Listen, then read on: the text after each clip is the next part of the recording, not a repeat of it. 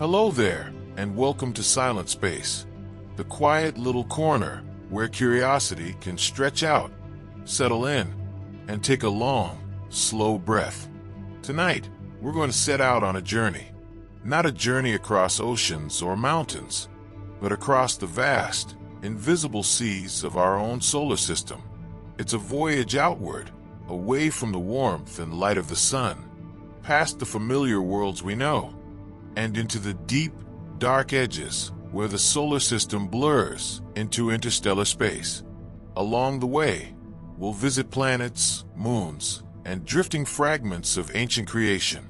But more than that, we'll explore what it feels like to leave home behind, to travel into the unknown, and to wonder where, if anywhere, it all ends. Before we cast off on this cosmic voyage, I'd like to ask you something simple and grounding. Where are you listening from tonight? Are you curled up beneath a blanket, your room dim and quiet, maybe a soft lamp glowing nearby? Or are you in a busier place, trying to carve out a little island of calm in the middle of everything else? While you're thinking about that, let me add another question, one that fits tonight's journey. When you look up at the night sky, do you feel like you're gazing at a vast ocean, endless and eternal? Or do you imagine there's a kind of shore out there somewhere, a final boundary where the universe simply stops? It's a deeply personal thing, how each of us senses the night sky. Some see infinity, some sense an edge, and some find themselves floating somewhere in between, wondering if maybe both could somehow be true. As we travel together tonight, we'll follow those questions wherever they lead, like a ship following starlight across uncharted seas. And if you enjoy these quiet explorations, these big questions softened into bedtime stories for the curious, it would mean a lot if you gave this video a like, and maybe even subscribe to Silent Space. It helps this little sanctuary find others who might be looking for a calm way to wonder too. And who knows, the more of us there are, the more connected this strange, shared voyage might feel. Now, find a comfortable place, let your shoulders relax, and take one last look at the sun in your mind's eye. Our ship is ready. The solar winds are waiting. Let's set sail for the hidden edges of our solar system. What is nothing? At first glance, it seems like the simplest question in the world. Nothing is the absence of everything. No light, no sound, no time, no space, no thought, no being. A pure emptiness. But already, the question slips through our fingers. If we try to picture nothing, something always creeps in. Perhaps you imagine a black void, like deep space with no stars. But a black void is still something. It has space, extension, darkness. Darkness itself is not nothing. It is the shadowy sibling of light. Or maybe you imagine silence. But silence exists in time. It has duration, a beginning and an end. It is not nothing, but a moment of sound's absence. Even when we try to picture a blank white canvas, or a limitless fog, or an empty void, each of these is still something. And so, the mind stumbles. What is nothing? Is it even possible to conceive it? Or is it a trick of language, a shadow cast by the word itself, a hole in thought rather than in reality? Nowhere does this puzzle cut deeper than in our attempts to understand the beginning of everything. The Big Bang, that mysterious spark some 13.8 billion years ago, is often described as the moment when the universe leapt from nothing into being. But what does that mean? Did everything, galaxies, time, space itself, truly burst out of nothingness? Or was there always something? The paradox is dizzying. And yet here we are, breathing, thinking, asking, living inside a universe that, at least from one perspective, may have had its roots in nothing at all. So tonight, let's take a slow, wandering journey into this riddle, not rushing for answers, but gently circling the question. Like sailors drifting across a vast ocean of thought, we will peer into the horizon where nothing fades into something. For this is not just a scientific question, it is a human one, a philosophical one, perhaps even a spiritual one. And though the Big Bang is often discussed in the language of physics, it may also be an invitation to reflect on the mystery of being itself. Imagine you are handed a small box. It looks ordinary enough, a wooden cube, smooth to the touch. The person giving it to you whispers, "Inside this box is nothing." At first you laugh. Surely, they mean it is empty. But an empty box still contains something. Air molecules, perhaps a faint scent of wood, maybe even dust. So you ask, "Do you mean absolutely nothing?" They nod. Yes, nothing at all. Not air, not particles, not energy, no space, no time, nothing. Now the mind hesitates. How can such a thing be? A box without space inside is not really a box. A container of nothing is no container at all. And yet, imagine holding it. The weight presses against your palms. The wood feels solid and real.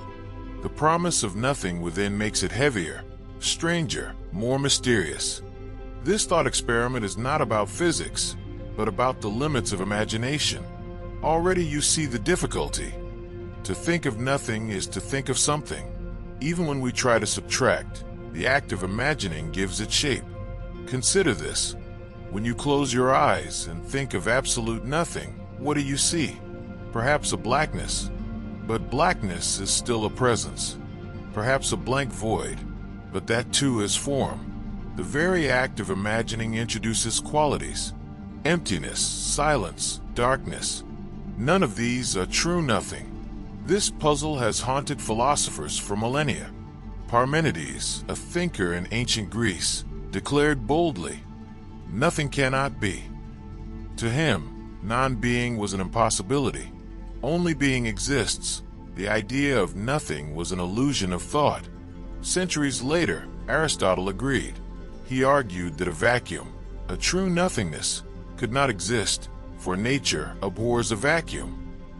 The universe, he believed, was eternal, without beginning or end. Something always was. And yet, millennia after these philosophers, modern physics suggested otherwise. For in the 20th century, the discovery of cosmic expansion hinted at a beginning, a moment when all space and time emerged together. A beginning not out of something, but seemingly out of nothing. So we circle back to our box. If it truly held nothing, could it one day burst open and release a universe? Could galaxies spill forth from its emptiness? Stars ignite from its silence? Life blossom from its absence? This is the paradox of the Big Bang. It challenges not just our science, but our sense of logic itself. How can nothing give birth to everything? Imagine, for a moment, that you are a sailor. Not a sailor of seas or rivers, but of something stranger, an ocean of pure emptiness. Your boat drifts silently across a waterless expanse. No waves break against its hull. No stars shimmer above. There is no horizon, no direction, no wind to fill the sails. It is an ocean without water, without sky, without distance. You stand at the bow, peering out, but everywhere looks the same. The silence is absolute, the stillness unbroken. It is not simply quiet. It is the absence of quiet, the absence of sound altogether. Here on this ocean of emptiness, you begin to realize, this is what nothing must feel like. Not the nothing of language or imagination, where we picture a black void or a silent room, but a deeper kind, a nothing in which there is no frame of reference at all. And yet, your mind resists. For to imagine sailing across this ocean is already to populate it, with a boat, a sailor, a direction. To conjure nothing, you inevitably summon something. Even emptiness becomes a stage on which your imagination plays. This is the difficulty of the Big Bang question. When we ask how nothing could suddenly give rise to something, we are like sailors trying to navigate a sea that has no water, no sky, no time. We impose our metaphors of oceans, boxes, and silence. But nothingness, if it is real, is unlike anything we can describe. Let us try a thought experiment. Suppose you drift endlessly on this sea of nothing. No clock ticks, no sun rises, no memory can be measured against the passing of time. Would you even know you were drifting? Could drifting even be said to occur? For motion requires time, and here there is none. In such a place, does the question of beginning even make sense?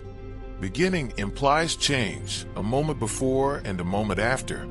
But without time, how could there be a before the Big Bang? Without space, where would such an event occur?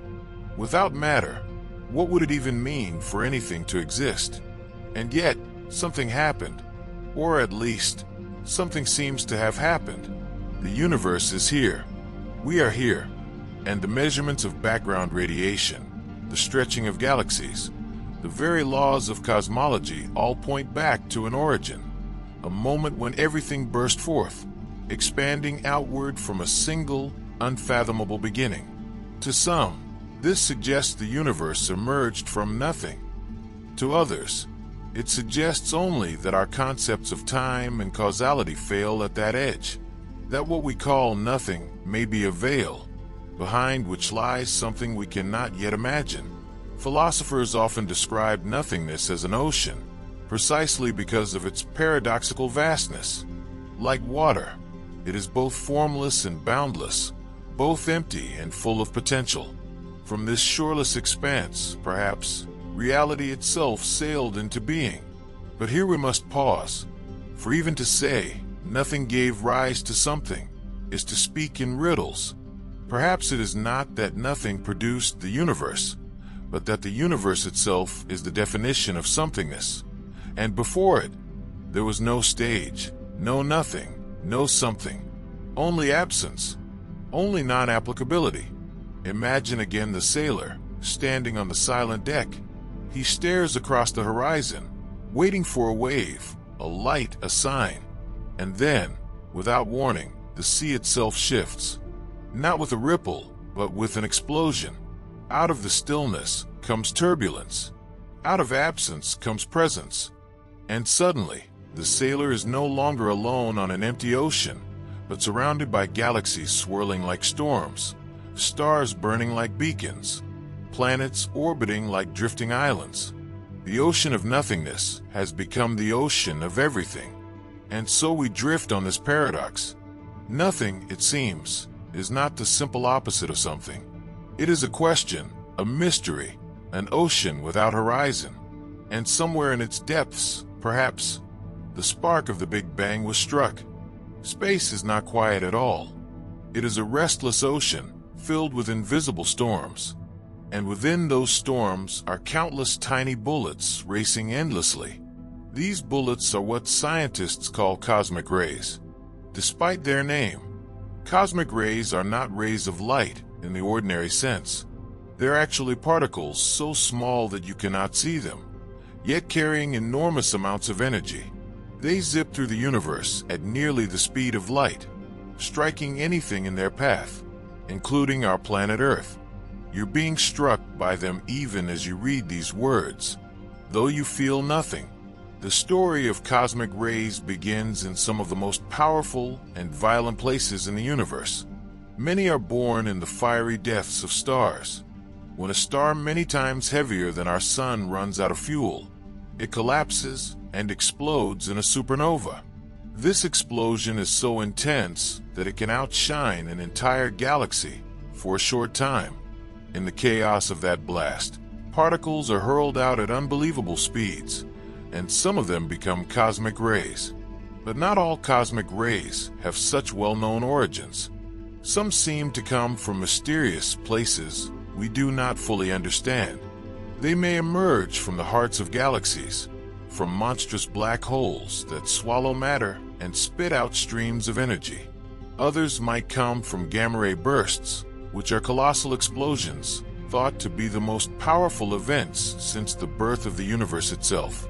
When scientists study the paths of these cosmic rays, many appear to rain down on us from above the solar system, especially from regions beyond the sun's northern pole.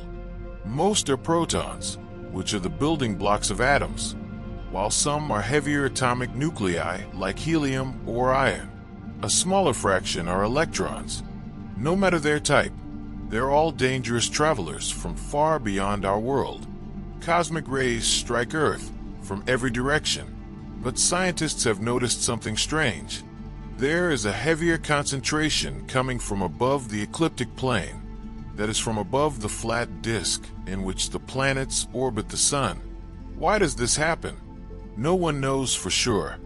Some experts think it may be because our entire solar system is moving through a sort of cosmic headwind, a stream of particles and fields blowing through our part of the galaxy. Others believe it is caused by the shape of the galaxy's magnetic fields, which act like invisible channels, steering these particles more strongly from certain directions. Whatever the reason, the puzzle remains unsolved, and each new observation brings both answers and fresh questions. One of the most important guardians we have against cosmic rays is something called the heliosphere. The heliosphere is like an invisible bubble that surrounds the entire solar system. It is made by the solar wind, a constant stream of charged particles blowing outward from the Sun. Think of it as a giant shield stretching far beyond Pluto, the outermost of the well-known planets. When cosmic rays come racing in from interstellar space, they must first cross this protective shield.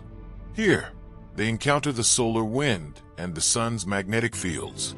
Sometimes these defenses deflect or slow them down, but not always. The strength of the heliosphere changes depending on the Sun's activity. Every 11 years, the Sun goes through a cycle of rising and falling activity. During solar minimum, when the Sun is calm and its surface shows few sunspots, the solar wind weakens. At these times, more cosmic rays slip through the shield and pour into the inner solar system, especially from the north. During solar maximum, when the Sun is stormy and active, the shield is stronger, blocking many of the incoming rays. To learn more about this invisible shield and what lies beyond it, humanity sent 2 spacecraft on long journeys into deep space. Voyager 1 and Voyager 2. Launched in the year 1977, these spacecraft were originally designed to visit the giant planets Jupiter and Saturn for Voyager 1 and Jupiter, Saturn, Uranus, and Neptune for Voyager 2. But after completing their missions, they kept flying, heading toward the edge of the solar system. Voyager 1 became the first human-made object to cross into interstellar space. It passed the boundary of the heliosphere near its northern edge, and when it did, it recorded a sudden jump in cosmic rays. This sharp increase showed that it had entered a place where galactic radiation was no longer slowed or blocked by the Sun. It was like stepping out of a quiet room and suddenly being hit by the roar of a storm. The fact that Voyager 1 encountered such strong cosmic rays from above adds weight to the idea that we are moving through a cosmic headwind, or that the galaxy's magnetic fields are uneven, guiding radiation more strongly in certain directions. Even though we live deep inside Earth's own protective magnetic field and atmosphere, cosmic rays still find ways to reach us. Researchers study them using balloon experiments high over Antarctica, where the thin air allows detectors to catch more particles, and with ground-based monitors spread across the world. One of the most curious findings is that more cosmic rays hit Earth's polar regions than anywhere else. The explanation once again lies in magnetic fields. Charged particles, like cosmic rays, do not move in straight lines. Instead, they spiral along invisible lines of magnetic force. Earth's magnetic field guides these particles toward the poles, where they plunge into the atmosphere. When they smash into the upper layers of air, they trigger beautiful natural light shows, the auroras. In the northern hemisphere, it is called the aurora borealis, or the northern lights, while in the south, it is the aurora australis, or the southern lights. These displays look like glowing curtains, rippling waves, or green and red fire dancing across the night sky. They are one of the most breathtaking reminders that we live in a universe filled with unseen storms. Among all the cosmic rays, some are so powerful that they leave scientists stunned. These are called ultra-high-energy cosmic rays. To understand how extreme they are, consider this. The most advanced particle accelerators on Earth, such as the Large Hadron Collider in Europe, can smash particles together at incredible energies. But the universe has particles that carry millions of times more energy than that. These ultra-high-energy cosmic rays appear to fall from above the plane of the Milky Way, but their exact sources remain unknown. Some theories suggest they come from the violent hearts of distant galaxies, where supermassive black holes fling out matter at near-light speeds. Others propose that they come from gamma-ray bursts, those short-lived explosions that release more energy in a few seconds than our sun will emit in its entire lifetime. The truth is, no one knows for sure. Their origin is one of the greatest mysteries of modern astrophysics. But to solve these puzzles, scientists have built enormous projects dedicated to catching and studying cosmic rays. One of the largest is the Pierre Observatory in Argentina, which spreads detectors over an area bigger than some countries. Another is NASA's Alpha Magnetic Spectrometer, a powerful detector mounted on the International Space Station.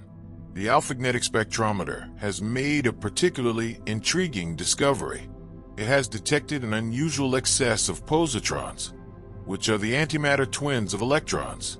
These positrons also seem to come from above the ecliptic plane.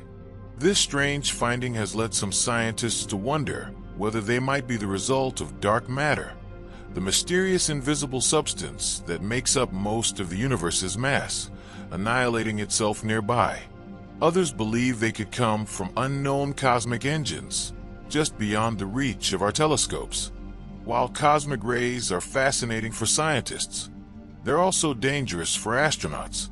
On Earth, our thick atmosphere and strong magnetic field protect us from most of their harmful effects.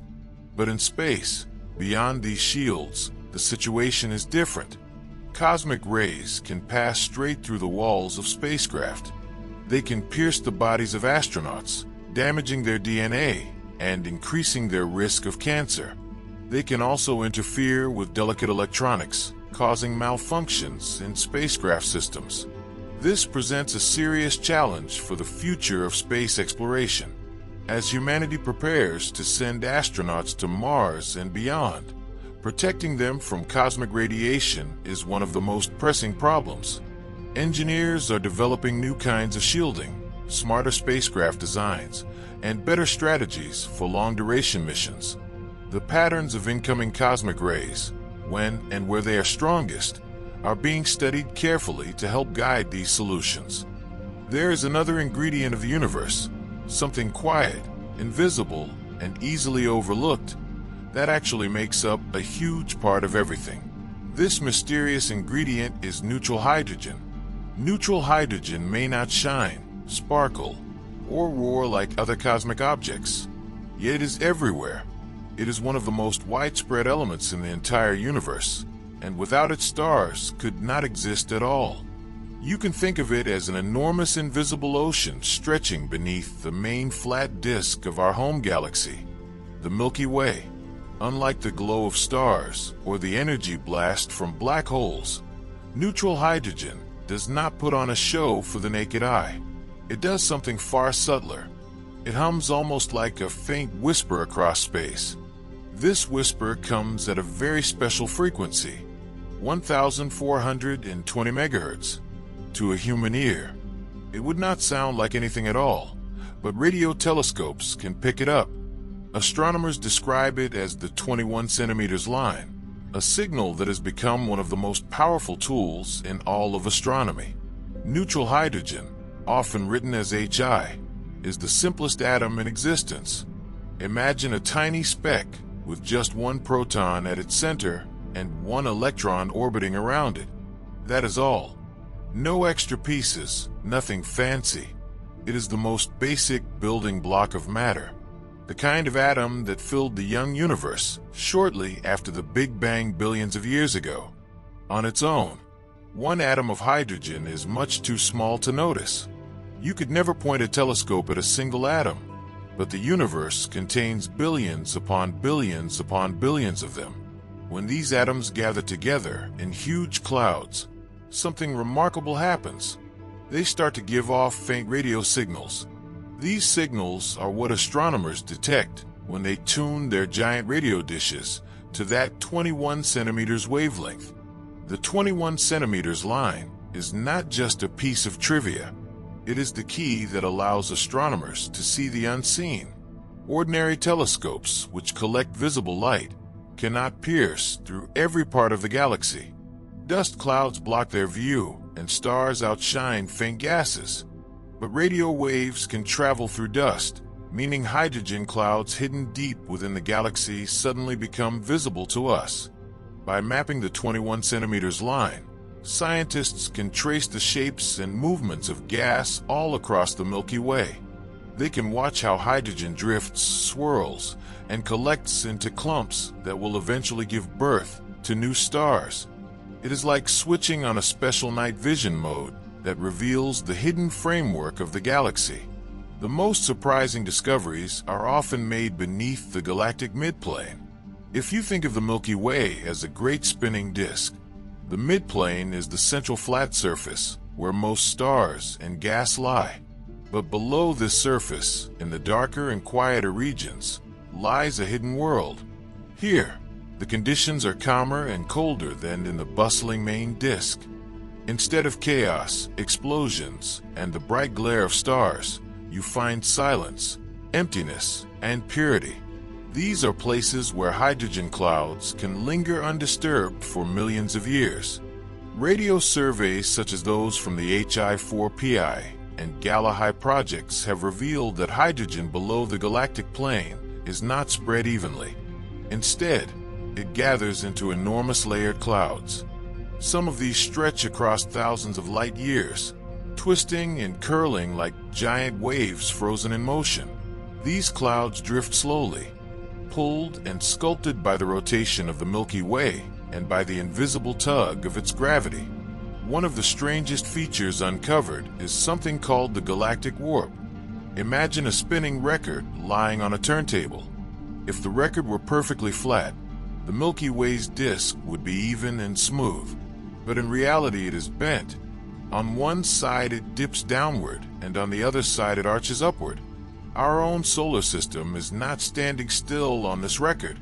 It is sliding downward into the bent part of the disk. Right now we're heading toward one of the densest regions of hydrogen in the southern sky. In a sense, our star and all its planets are surfing across this warped galactic wave drawn by the pull of the hydrogen ocean beneath us. At this point, someone might ask, why should we care about invisible hydrogen clouds? The answer is simple. Neutral hydrogen is the raw fuel of stars. Every star in the sky, no matter how bright or faint, began its life inside a cloud of hydrogen. Long before it lit up, the gas gathered, cooled, and collapsed under the pull of gravity.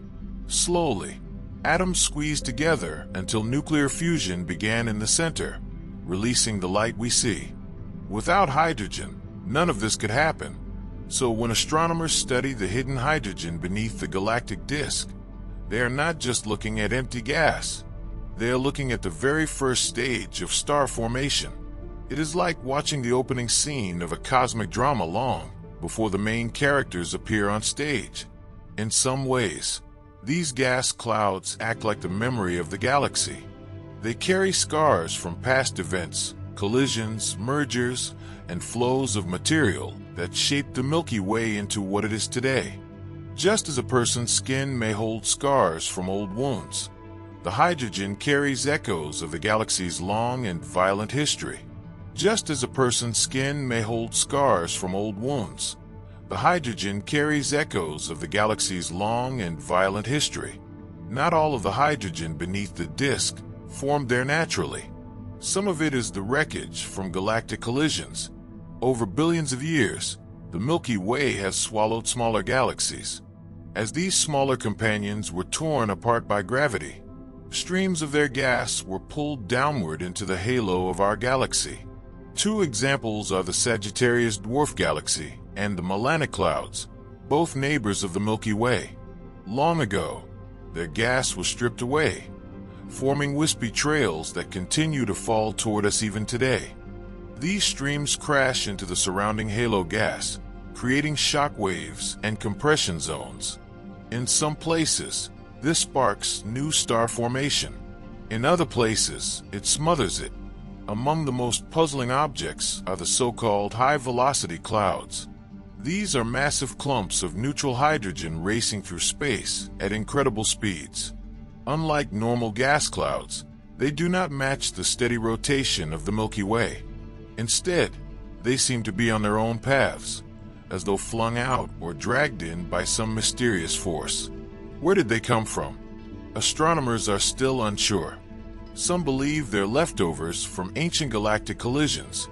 Others suspect they are fragments of material blown out of the Milky Way by supernova explosions now falling back in. And some even suggest they may be fresh gas from the cosmic web.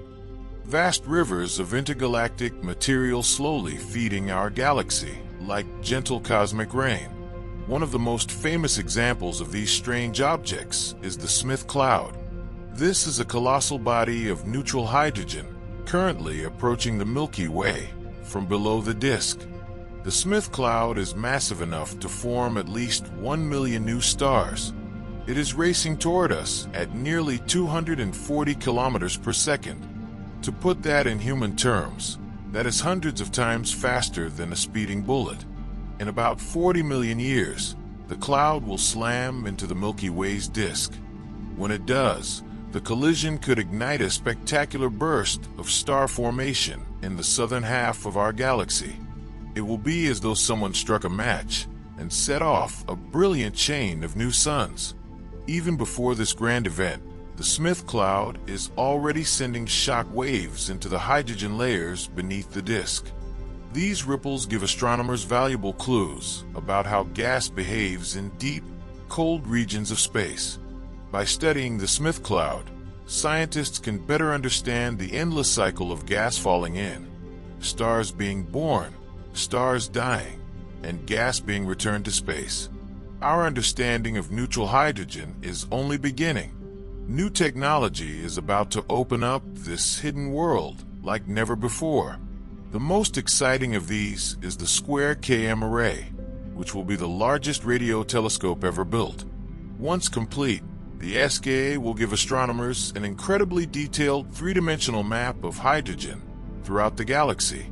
They will be able to trace the smallest ripples in the hydrogen sea, watch how gas flows around the galactic warp, and even measure how it interacts with magnetic fields and cosmic rays. In many ways, it will be like scanning the ocean floor on Earth. Instead of sand, rocks, and fossils, the cosmic ocean will reveal buried streams of gas, scars of past collisions, and records of the galaxy's history. We often lift our eyes to the sky, searching for brilliance, the dazzling stars, glowing nebulae, or the fiery aftermath of supernova. But beneath all of that lies a hidden world. Neutral hydrogen is like a ghostly fog, a silent sea stretched across the galaxy. It does not shout, it whispers. Its voice comes not in light, but in faint radio waves carrying stories of creation, destruction, and rebirth. It is the silent witness to everything that has ever happened in the Milky Way. Without neutral hydrogen, there would be no stars, no planets, and no life. It is the foundation on which galaxies are built, the seed from which stars grow, and the memory that holds the history of cosmic events. For many decades, physicists have been chasing something that seems almost like a ghost, a particle that has never been seen, never been touched, but which, if it were ever found, would completely reshape how we think about electricity, magnetism, and perhaps even the entire fabric of the universe. This strange and mysterious particle is called the magnetic monopole.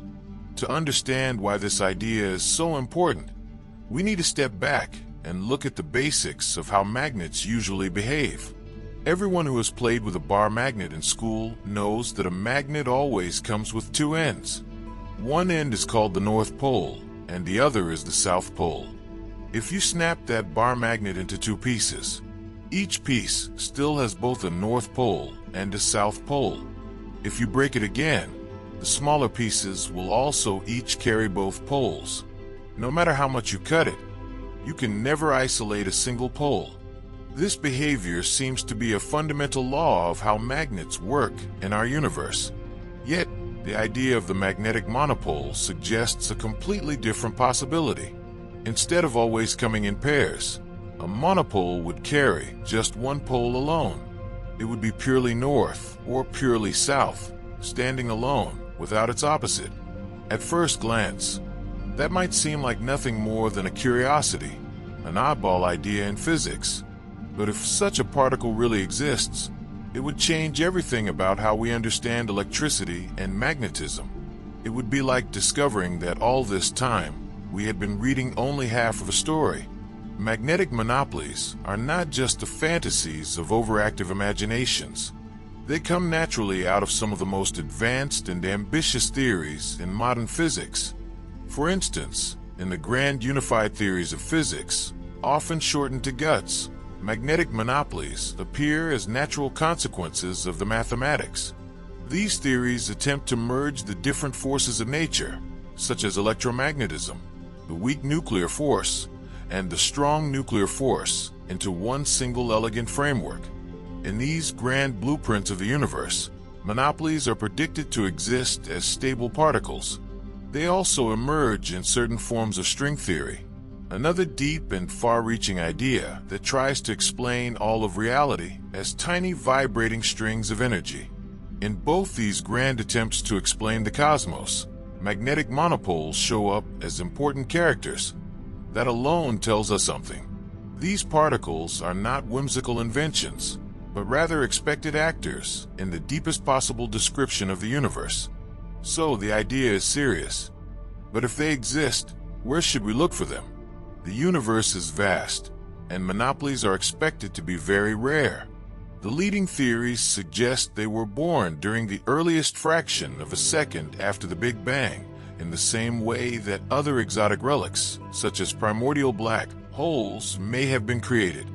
These are not lightweight particles like electrons or neutrinos.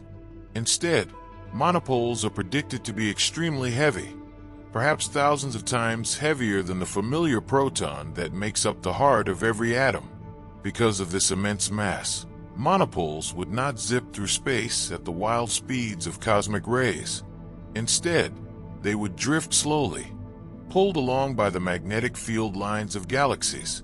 Imagine them like heavy beads, sliding gently down invisible strings of magnetism stretched across space. This leads scientists to a natural question.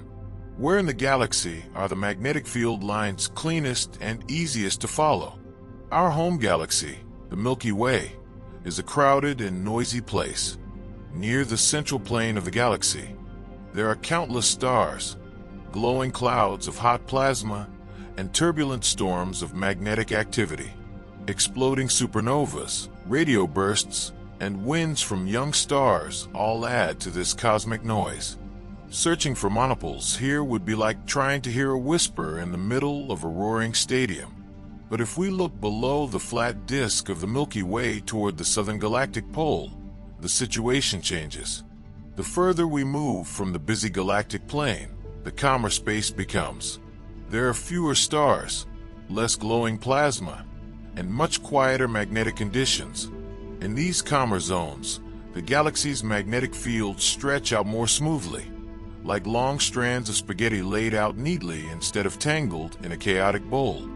This is why many scientists believe the best place to search for monopolies is in the southern reaches of the galaxy beneath the disk, where the noise fades away.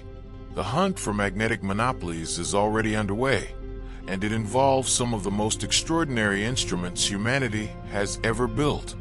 One of these is the Ice Cube Neutrino Observatory, located deep beneath the ice of Antarctica. Here, sensors are buried in the clear ancient ice to watch for faint flashes of light. Normally, IceCube looks for neutrinos, tiny ghost-like particles that rush through Earth all the time. But the same system could also catch the glowing trails of a magnetic monopole drifting through the ice. Another remarkable experiment is Antares, placed in the deep waters of the Mediterranean Sea. Just like IceCube, Antares is designed to watch for faint traces of high-energy particles. The ocean water acts as a giant detector ready to light up if something extraordinary passes through it. So far, neither IceCube nor Antares has found definitive evidence of a magnetic monopole. The detectors remain silent. Yet, physicists are not discouraged. They argue that perhaps Earth itself is not the best place to look. Closer to home, our planet's environment is far from ideal for such delicate searches. Earth is constantly bathed in the turbulent magnetic winds of the sun. Solar flares, storms, and waves of charged particles create a loud magnetic background. This noise can easily drown out the faint subtle signals of a monopole drifting by. That's why many researchers suggest we need to look beyond Earth, far from the reach of the sun's restless magnetic field. A spacecraft placed below the ecliptic, the flat plane where planets orbit the sun, could gaze toward the galactic South Pole, a region where the magnetic environment is cleaner. In such a calm zone, a slow-drifting monopole might finally reveal itself. Besides giant detectors in ice or water, scientists have also dreamed of clever and smaller tools. One of the most promising is the superconducting loop. A superconducting loop is a ring made of special material where electricity flows forever without any resistance. This is one of the strangest and most beautiful behaviors of superconductors. Now here's the trick. If a magnetic monopole were ever to pass through such a loop, it would leave behind a permanent mark by changing the flow of electricity. It would be like a toll gate counting a traveler passing through a road. The loop would quietly say, "Something unusual just went by." Imagine a future where fleets of robotic probes carry these superconducting loops into the calmer southern regions of our galaxy, scanning the quiet magnetic silence for the faintest disturbances. Each loop would act like a watchful eye, waiting for the ghostly visitor. Some researchers have even wondered whether monopoles might sometimes become temporarily trapped by the magnetic fields of planets. Earth itself has a long magnetic tail shaped like a comet's tail stretching far into space. Perhaps a wandering monopole could be caught in this magnetic net only to be released during a violent geomagnetic storm. If that is true, it means that some of the clues we are looking for could already be close to home. The challenge is figuring out how to detect them among all the other cosmic activity. Still, the quieter, wider stretches of interplanetary space remain the most promising hunting grounds. A monopole drifting slowly and steadily in these calm zones would leave behind only the faintest of traces. This is why future space missions may include ultra-sensitive magnetometers devices designed to measure magnetic fields with extreme precision.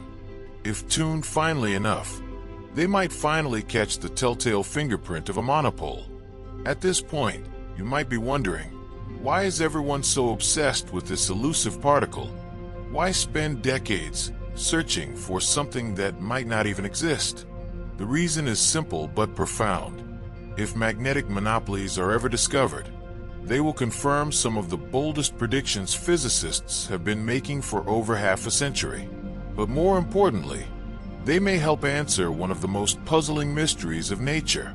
Every single electron in the universe carries exactly the same amount of electric charge. Whether the electron is in a galaxy billions of light years away or inside your own body, its negative charge is identical to every other electron. This strange consistency seems almost miraculous. It is as if nature uses one single mold to stamp all electrons. Why is this the case? What force or law of the universe makes sure that charge is always the same? Some physicists believe the answer lies with magnetic monopolies. Their existence could explain why electric charge is quantized, why it always comes in fixed identical amounts. In that sense, monopoles would not just be missing puzzle pieces. They might be the very key that locks the puzzle together. The dream of physics is to bring all the forces of nature into one unified description. Right now, we know of four fundamental forces: gravity, electromagnetism, the strong nuclear force, and the weak nuclear force. These are the basic interactions that govern the entire universe. Finding the magnetic monopole could be the breakthrough that finally unites them. It would be the bridge connecting electromagnetism to the nuclear forces, and perhaps even to gravity. The discovery would be nothing less than revolutionary. For now, the monopole remains hidden. The great detectors beneath the ice and sea have yet to catch it. The spacecraft that might one day fly beneath the galactic plane have not yet been launched. The superconducting loops are still dreams on engineers' drawing boards. But the hunt continues. Scientists keep refining their tools, scanning the skies, and thinking of clever ways to listen for this ghostly particle. They believe that in the cold, dark basement of the galaxy, far to the south of our familiar skies, the secret may be waiting. Somewhere in that quiet darkness, drifting slowly along the invisible lines of the galaxy's magnetic field, there may lie the particle that could finally tie together the story of the universe. Stars sparkle softly like lanterns scattered across a dark blanket. Planets drift slowly in their paths, and comets sometimes blaze past like brief messengers. From the ground, it all feels peaceful, as if nothing ever disturbs the great stillness above. But the truth is far stranger and far more active. Space is not a silent ocean. It is a storm filled with countless invisible travelers rushing in every direction. These travelers are not spaceships, nor are they anything we can see with our eyes. They are particles, tiny fragments of matter and energy that zoom through the galaxy at nearly the speed of light. Among them are cosmic rays, ghostly neutrinos, and ions stripped of their electrons. They do not move in neat lines or settle into predictable patterns. Instead, they dart about like arrows fired from unseen bows, colliding, scattering, and flowing across the cosmic sea. For a long time, scientists assumed that these particles rained down upon us evenly, arriving with no preference for any direction. After all, if the universe is vast and full of energy, should not its messengers reach us in a random, balanced way? Yet, careful measurements have revealed something puzzling. The flow is not even. Particles sometimes prefer one path over another. They appear to arrive more from certain directions, as if some regions of the sky are sending whispers while others remain quieter.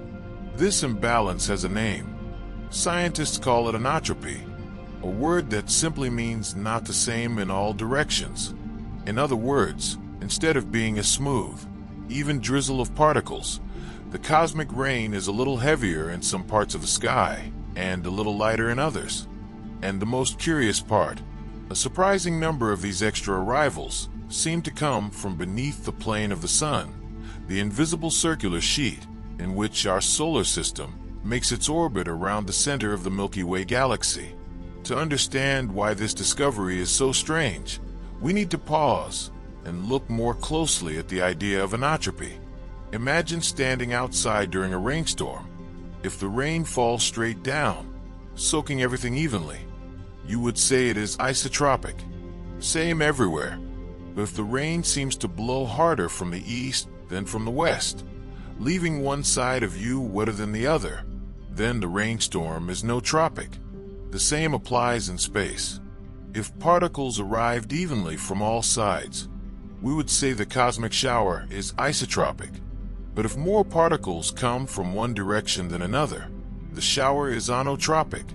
Scientists began noticing this unevenness decades ago, but only with today's sensitive instruments can we truly map it.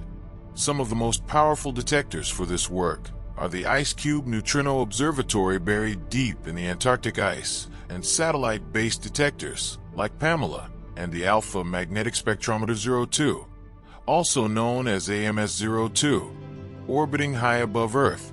These machines are built to listen to the faintest footsteps of the universe's tiniest travelers. Year after year, they record the arrival of particles, carefully noting their direction and energy. What they find is remarkable. When the results are drawn on a map of the sky, a pattern emerges. Certain regions, especially those beneath the galactic plane, show a small but consistent excess of high-energy arrivals. These are not random blips or temporary glitches. The anisotropy persists, appearing again and again across many years of observation. One of the most important lessons in science is to be cautious with patterns. Sometimes what looks like a signal is just noise, accidental coincidences that vanish when more data is collected. But in this case, the imbalance is too persistent and too statistically strong to be dismissed as chance. Think of it like tossing a coin. If you flip it 10 times and get 7 heads, you might think nothing of it. It could simply be luck. But if you flip it 1,000 times and it still leans heavily toward heads, you know something deeper is at play. The particle anisotropy is like that coin toss. After countless flips recorded by observatories, the uneven flow remains. Importantly, this imbalance does not seem to be caused by the Earth itself. Our planet's magnetic field, powerful as it is, cannot explain the large-scale directionality observed, nor do the measurements appear to be mistakes from the instruments. Instead, the evidence points to something real happening out there in the galaxy. But what could cause it? Why would the universe prefer to send more particles from one direction than another? One of the leading explanations lies in the vast invisible threads of magnetism that weave through our galaxy. The Milky Way is not just stars and gas. It also contains enormous magnetic fields stretching across hundreds of thousands of light years. These fields act like invisible rivers, tugging on charged particles and bending their paths. Cosmic rays, which are mostly protons moving at incredible speeds, are especially sensitive to these fields. Just as a charged ball would curve if you rolled it through a magnetic loop, cosmic rays are constantly being nudged, twisted, and redirected. If the southern half of our galaxy, the region beneath the plane, contains stronger or more tangled magnetic structures, it could guide more particles in our direction. Some scientists imagine this region as being filled with remnants of ancient supernova explosions. When a massive star dies, it can hurl shock waves of plasma across space, leaving behind long-lived magnetic scars. These scars, frozen into the interstellar medium, may still be shaping the movement of cosmic rays today.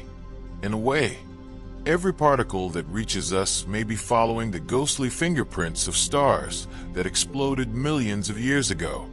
Picture the galaxy as an invisible subway system. Particles do not always travel straight. Instead, they follow hidden tracks made of magnetic lines. Some of these lines may naturally funnel particles upward toward the solar system. If so, the anisotropy is not a mystery at all, but the signature of these cosmic rails. Another possibility reaches even deeper into the history of the Milky Way. Our galaxy is old, over 13 billion years, and throughout its life, it has consumed smaller galaxies like a giant predator. These galactic meals leave behind streams of stars, clouds of gas, and halos of dark matter. Some of these leftovers now drift below the galactic plane in the southern regions, where the anisotropy seems strongest. Among these remnants may lie exotic objects. Black holes that once belonged to devoured galaxies could still be active, spitting out jets of high-energy particles. Collapsed stellar cores, pulsars spinning like cosmic lighthouses, might also contribute. Even dense knots of dark matter, if they decay or interact in unexpected ways, could release floods of particles. If such relics exist below the plane, they may act like cosmic accelerators, firing particles upward toward us. This would explain why we see more arrivals from the southern sky. It is the direction of ancient galactic scars, still echoing their presence through streams of high-energy messengers. There is yet another factor to consider: our own movement. The solar system is not standing still.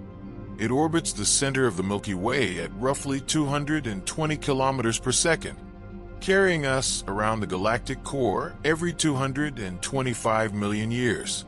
At this moment in cosmic history, our system is also drifting slightly downward through the galactic plane, heading toward the southern regions. This motion itself creates a kind of optical illusion. Imagine driving into a rainstorm. Even if the rain is falling straight down, it feels like more drops are hitting the front windshield than the back. In physics, this is called the Compton-Getting effect, and it works the same way with cosmic particles.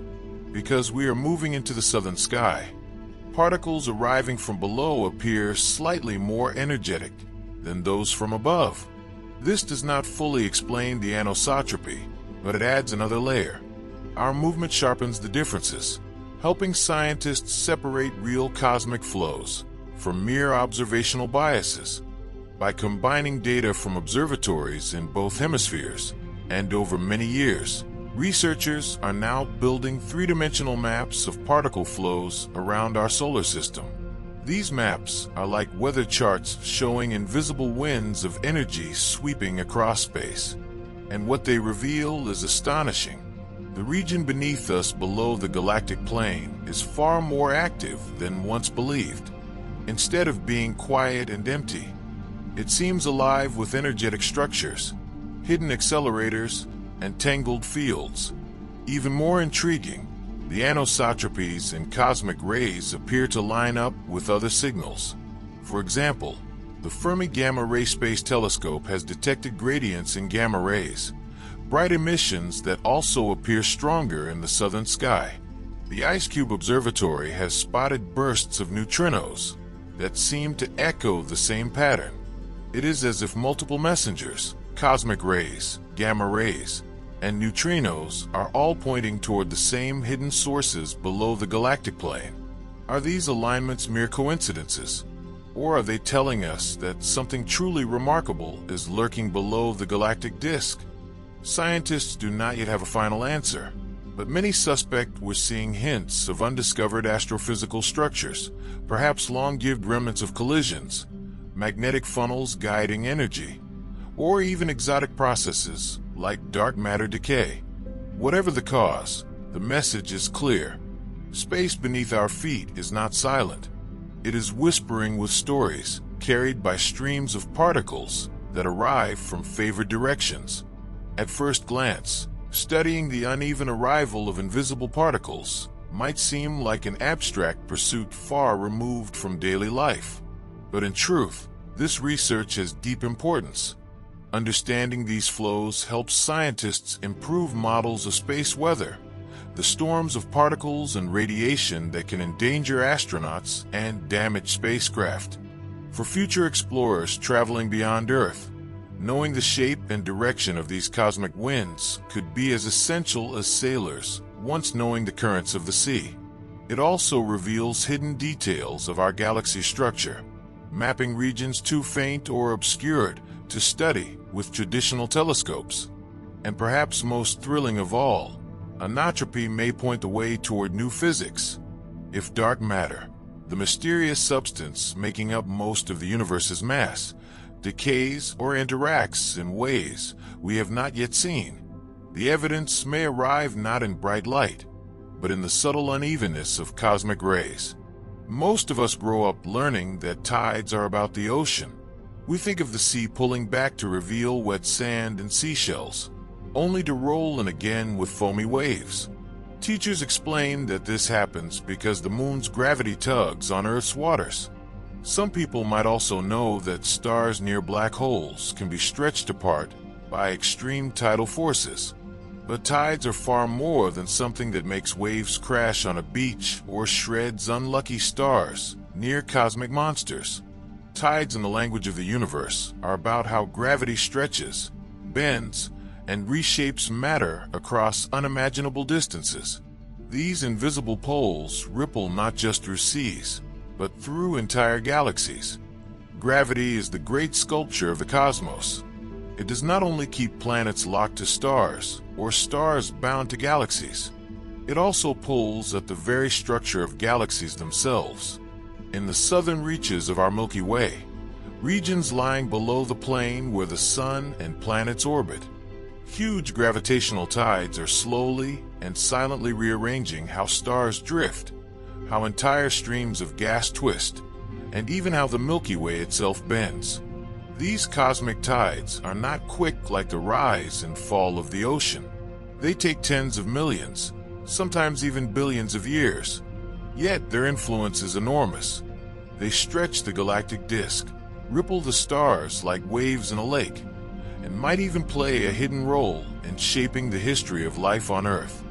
It is easy to picture our galaxy as a flat, stable disk, like a record lying on a turntable, spinning calmly in space. But this image is misleading. The Milky Way is restless, shifting, and alive with motion. The disk ripples, twists, and warps in response to constant gravitational nudges, both from inside and outside. Imagine a great sheet of water spread across a pond.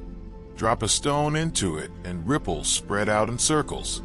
Now imagine that stone is not a single pebble, but an entire small galaxy colliding with ours.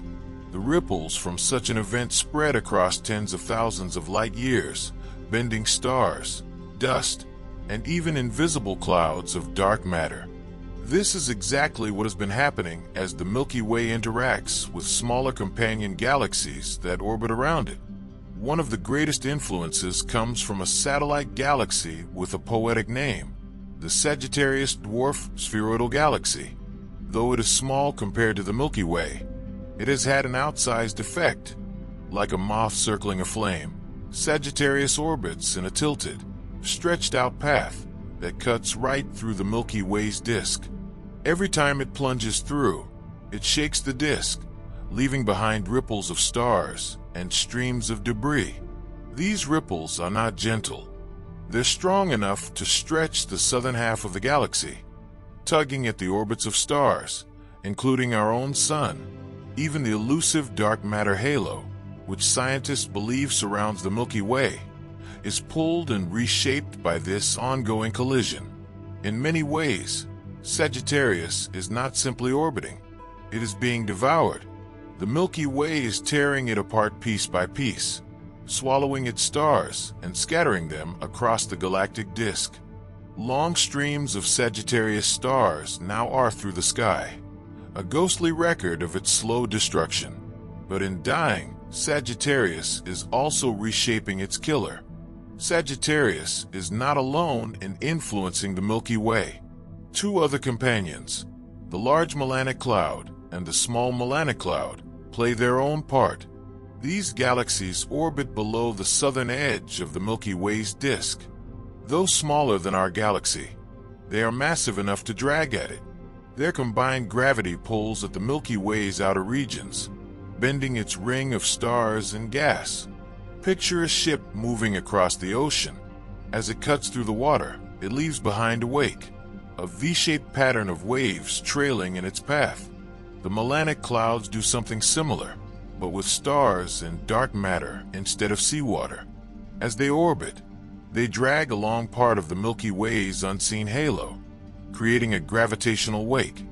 This invisible current tugs on stars and clouds of gas, creating vertical waves that ripple through the galactic disk. Scientists have a name for this trembling of the galaxy: galactic seismology. Just as seismologists study earthquakes to understand the inner structure of Earth, astronomers study these galactic ripples to learn how the Milky Way is built. For centuries, astronomers could only guess at these movements. Stars seemed fixed in the sky, their motions too small to see with the naked eye. But now, thanks to the Gaia satellite launched by the European Space Agency, we have a new view. Gaia is like a cosmictographer carefully measuring the positions and motions of over 1 billion stars. With this vast data set, astronomers can see the Milky Way as a living, moving system rather than a frozen picture. What Gia has revealed is breathtaking. The ripples in the galactic disk are not just small quirks. They rise and fall across thousands of light years. The entire galaxy is vibrating in slow motion, responding to ancient impacts from Sagittarius, the Magellanic Clouds, and perhaps other long-lost satellites. These ripples stretch vertically above and below the galactic plane, proving that the Milky Way is not flat at all, but a warped breathing structure. We might feel distant from these cosmic tides, safe on our small planet. Yet, Earth itself is not exempt. The Sun, along with the entire solar system, is drifting in this galactic sea. As it orbits around the Milky Way once every 225 million years, it does not move in a perfect circle. Instead, it bobs up and down through the galactic plane like a cork riding waves. This vertical motion takes about 60 to 70 million years for a single cycle. Some researchers believe these oscillations could have consequences for life on Earth. When the solar system passes through denser regions of the galactic plane, it may encounter more cosmic dust or experience gravitational nudges that send comets hurtling toward the inner solar system. Such increases in comet activity could cause mass extinctions, leaving scars in Earth's fossil record. Though the evidence is debated, the possibility is tantalizing. The tides of the galaxy may not only shape stars and gas, but also influence the history of life itself. Imagine entire epochs of evolution. Dinosaurs rising, thriving, and falling, linked at least in part to the slow, steady rhythm of the solar system's galactic journey. One of the most striking discoveries about these galactic tides is that they affect the northern and southern halves of the Milky Way differently. The southern part of the disk, the side where the Sagittarius galaxy plunges and the Magellanic Clouds orbit, shows stronger warps and ripples. It bends more sharply, pulled by these companions below. The northern side is calmer, but not untouched. It too feels the tug, but the asymmetry reveals how uneven gravity can be across a structure as enormous as a galaxy. These differences hint that the Milky Way's very shape is still being molded. Far from being a settled structure, the galaxy is a work in progress, reshaped by interactions and tides stretching over billions of years. It is not just stars that are shifted by these tides. Clouds of gas, the raw material for future stars, are rippled and stretched. Even more mysterious, the dark matter halo surrounding the Milky Way feels the tug. Though invisible, dark matter makes up most of the galaxy's mass. Its clumping and stretching influence how stars move and how galaxies evolve. By studying how tidal forces shift dark matter, scientists hope to learn more about its nature. Is dark matter made of weakly interacting particles, vast invisible clouds, or something stranger still? The tides may hold clues. Every ripple in the galactic disk is also a fingerprint left on dark matter, waiting to be read. Astronomers often speak of exploring the frontier, but usually they mean the outer edges of the galaxy or the farthest observable galaxies in the universe. Yet, there is another frontier right beneath us, the vertical space below the galactic plane. This region, influenced by tides, is full of hidden structures. Streams of stars torn from Sagittarius, rippling waves stirred by the Magellanic Clouds, and unseen concentrations of dark matter. The frontier is invisible to the naked eye, yet Gia and other instruments are beginning to reveal it. It is here in these vertical depths that the next great discoveries in astrophysics may await. Step back for a moment and see the bigger picture. We live not on a still calm island, but within a galaxy alive with motion. The Sun and Earth are passengers in a ship that rocks and sways through tides stretching across light years. Our planet's history, its oceans, mountains, and living creatures may carry the imprint of these galactic rhythms. The story of tides then is much larger than the daily rise and fall of the sea. It is the story of gravity weaving patterns across space and time. From the moon pulling on Earth's waters, to black holes tearing at stars, to entire galaxies rippling like ponds. Tides remind us that nothing in the universe is fixed. Everything bends, shifts, and dances to gravity's tune. The southern half of the Milky Way, tugged and warped by its companions, is not just a backdrop for stars. It is a living frontier full of mysteries still unfolding. These tides cluster dark matter, ripple gas clouds, shift the paths of stars, and even nudge the solar system itself. Far from being empty, the space below the galactic plane is a realm of hidden forces. It holds ghostly streams of devoured galaxies, wakes left by satellite companions, and vibrations recorded in the stars themselves. It is a place where we can see the fingerprints of gravity's invisible hand. Deep beneath the smooth round path that our solar system follows around the Milky Way lies something huge, ancient, and impossible to miss. The galactic center. This is the true heart of our galaxy, the gravity anchor that keeps everything together. It is not an empty place, and it is not quiet. Instead, it is a restless, crowded, glowing and often violent area where countless stars burn, where magnetic fields twist and tangle like invisible ropes, and where at the very center hides a giant black hole called Sagittarius A. Our solar system is not sitting still inside the Milky Way. Like a tiny speck caught in a whirlpool, it moves along with the rest of the galactic disk, circling the center in a wide, nearly flat path. One complete trip around the galaxy takes an unbelievably long time, about 225 million years. That means the last time we were in the same spot in our orbit, dinosaurs were walking on Earth. But our solar system's path is not perfectly smooth or flat. Gravity never allows such neatness. Instead, the solar system bobs gently up and down as it moves, the way a ship rises and falls on the waves of an ocean. Astronomers have found that this up and down motion happens on a cycle of about 30 to 35 million years. Every so often, we cross the thin middle layer of the Milky Way, rise high above it, and then sink back down again, pulled by the combined tug of stars, gas clouds, and even the strange unseen stuff we call dark matter. Right now, our solar system sits about 25 to 30 light years above the galaxy's middle layer. We are slowly drifting downward, so gently that no person could ever feel it in a single lifetime. And yet, this up and down movement is not without meaning. It plays an important role in how matter flows through the galaxy. Gas, dust, and even whole star systems can drift above and below the disk, slowly sliding toward the center in ways that astronomers are only beginning to uncover. Picture for a moment that you could drop an object from our solar system's current spot and simply let it fall downward toward the center of the galaxy. At first, it would pass through the galactic disk itself, the wide flat region where most of the stars, glowing clouds, and rivers of dust are found. This is the Milky Way as we see it stretched across the night sky, a shining band filled with so many suns that their light melts together into a misty glow. As the falling object goes deeper, the pull of gravity grows ever stronger. The closer it moves towards Sagittarius A star, the more the invisible grip of gravity tightens.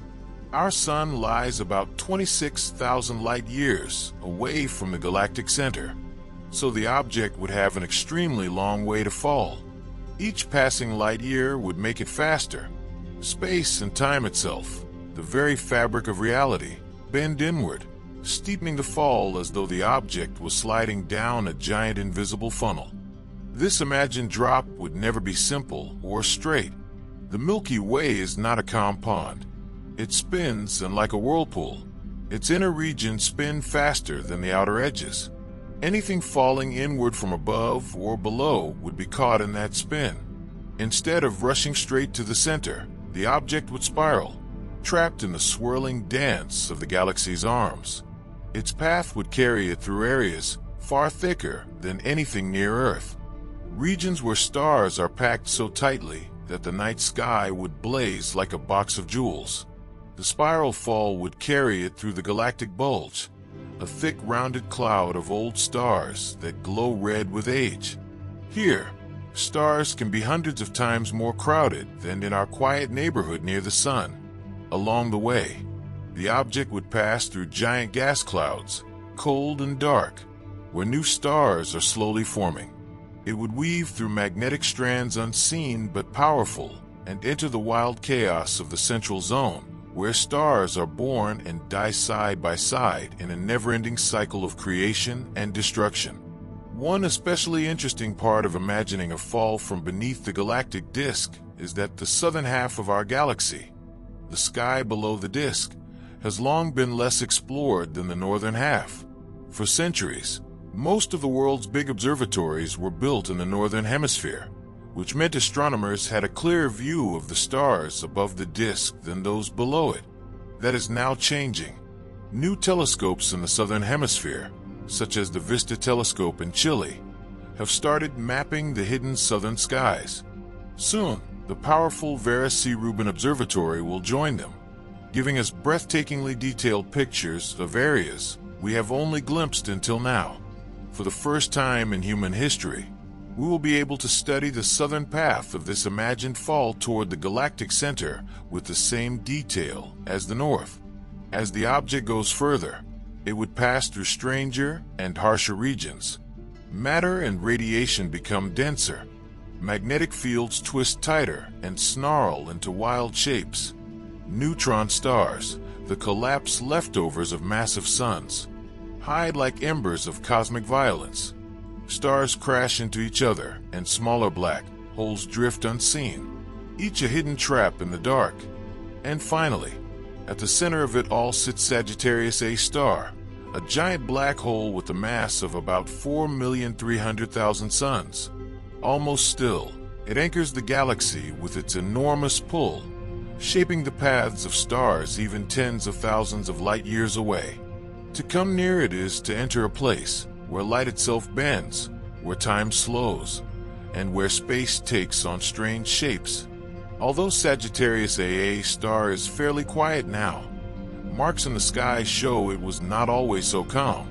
Astronomers have found proof that a few million years ago, it exploded in huge bursts, blasting streams of energy far into space.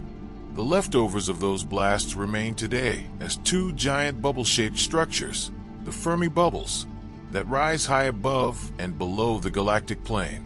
They are silent reminders of the black hole's once fiery past. Close to the black hole lies the innermost safe circular orbit, a kind of invisible edge. Any object spiraling inward that crosses this line can no longer resist. It cannot stay in orbit. It falls. Yet in truth, most objects never make it that far. Long before reaching this edge, they're torn apart by tidal forces, burned by radiation, or ripped apart by magnetic storms. This thought experiment is not just poetic imagination.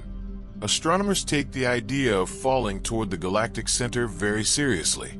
The up and down motions of stars and gas, their rising and sinking above and below the galactic disk, are key to understanding how the Milky Way changes over billions of years. These motions explain how stars drift to new areas, how gas clouds spread or collapse, and how over time matter is drawn toward the black hole at the center. When enough matter gathers near Sagittarius A star, it can cause new blasts of energy, huge events powerful enough to reshape the galaxy itself. In this way, the Milky Way is not a calm, flat pinwheel of stars circling forever in neat paths. It is a living, restless system where matter constantly collides, drifts, and sometimes plunges straight into the heart of darkness. This same story of rising, falling, and spiraling inward can be seen on a much smaller scale right here in our solar system. Around the planets is a thick cloud of dust that lies mostly along the flat orbital path, called the ecliptic. For a long time, astronomers thought this dust was limited to a single thin layer. But thanks to powerful infrared space telescopes, such as IRIS and COVE, We now know that the dust forms many layers, some stretching far above and below the main plane. The dust is slowly pulled inward by the sun's gravity, but the planets also shape its spread with their own gravity. On top of that, a gentle effect known as Poynting-Robertson drag makes the dust spiral inward closer and closer to the sun, like grains of sand sliding down a whirlpool. Along the way, many of these dust bits cross Earth's path, sometimes from above the orbital plane, sometimes from below. Even more surprising is that not all of these dust grains were born here.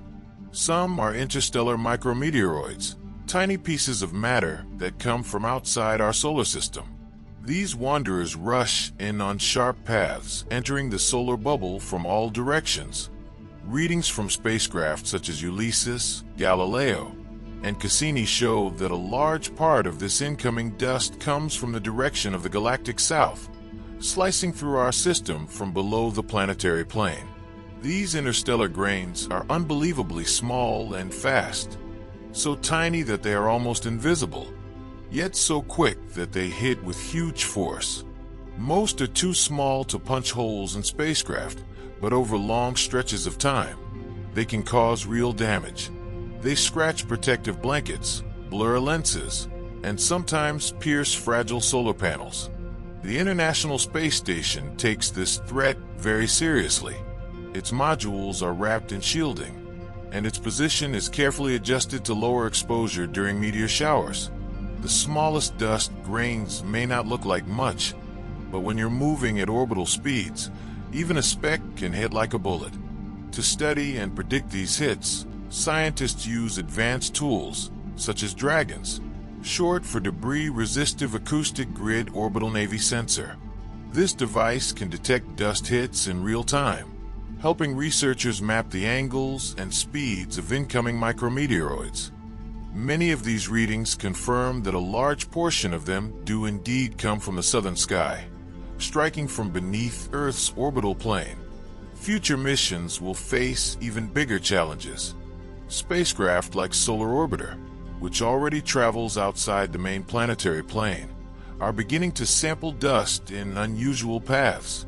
More daring missions that head toward the far-off Oort cloud, the icy shell at the edge of our solar system, will meet micrometeoroids unlike any seen near the inner planets. Studying these grains, especially those that come in from unusual angles, is teaching us that our solar system is not a neat flat pancake of planets circling the sun. Instead, it is a three-dimensional, always shifting stage where dust and debris float, crash, fall inward, and reshape the cosmic space around us. Most of us, when we stop to imagine the universe, think first of the familiar scenes often shown in books, movies, and classroom posters. We picture planets spinning gracefully in wide circular paths around the sun, each one locked in its orbit as if tied by invisible strings.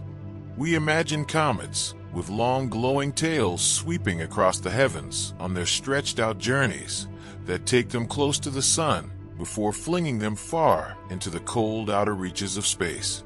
We feel comfort in thinking of the sun as the steady anchor at the center, its gravity holding everything together like a conductor keeping an orchestra in perfect time. This picture gives us a sense of harmony.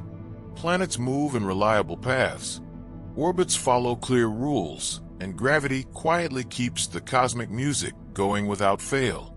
But beneath this simple picture lies something far stranger, something hidden, delicate, and far more fascinating than we might first guess. Astronomers and mathematicians, through decades of patient work, are starting to reveal what might be called the secret architecture of the universe. This structure is not made of bricks or beams. It is not carved into stone or stitched into cloth. Instead, it is woven into the very fabric of space through the gentle yet relentless pull of gravity. This hidden structure is made up of what could be described as gravitational corridors or cosmic highways. They are invisible lanes that exist all around us, threading through the solar system and beyond. These corridors are not tunnels we could ever enter physically, and no telescope, no matter how powerful, could show them as glowing streaks across the sky. They exist in a subtler way, etched into space itself, created by the combined gravity of the Sun, the planets, and even the greater body of our Milky Way galaxy. Imagine them as natural pathways through the void, lanes where objects can travel with very little effort, as though sliding along a hidden river. To picture them, think of how water flows across a landscape. A river does not forcefully cut its way across the land all at once. Instead, over time, it follows the gentle slope of valleys, always finding the easiest path downhill. In the same way, these gravitational lanes guide the movements of comets, asteroids, spacecraft, and even drifting dust. They are like revered carved not from soil or stone, but from the subtle balance of gravitational forces. For centuries, scientists believed that all the real action of gravity happened mostly on a flat stage, the ecliptic plane, the thin disk-like region where the planets move around the Sun. It was in this plane that astronomers discovered something remarkable, a system of invisible routes known as the Interplanetary Transport Network. This network is shaped by rangy points, named after the mathematician Joseph Lagrange, who described them in the 18th century. These are special spots in space where the pull of the Sun and a planet balance each other out. Imagine two children on a seesaw. At certain places, a ball placed between them will not roll toward either child. It will just sit balanced. In space, such balancing spots become gateways. At these points, spacecraft, comets, or even loose rocks can hover, drift slowly, or move in looping paths that seem chaotic but are still controlled. They are like quiet harbors or crossroads in the sea of space. When connected together, these rangy points create webs of motion, a set of interlinked routes that make travel between planets easier. Engineers have already used these routes to save fuel on real missions, allowing spacecraft to drift from one world to another with far less effort than would otherwise be required. For the longest time, humanity's gaze stayed fixed on this thin, flat sheet of orbits. It was natural. We saw the solar system like a table, and everything important seemed to sit neatly upon it. But what happens if we tilt our view?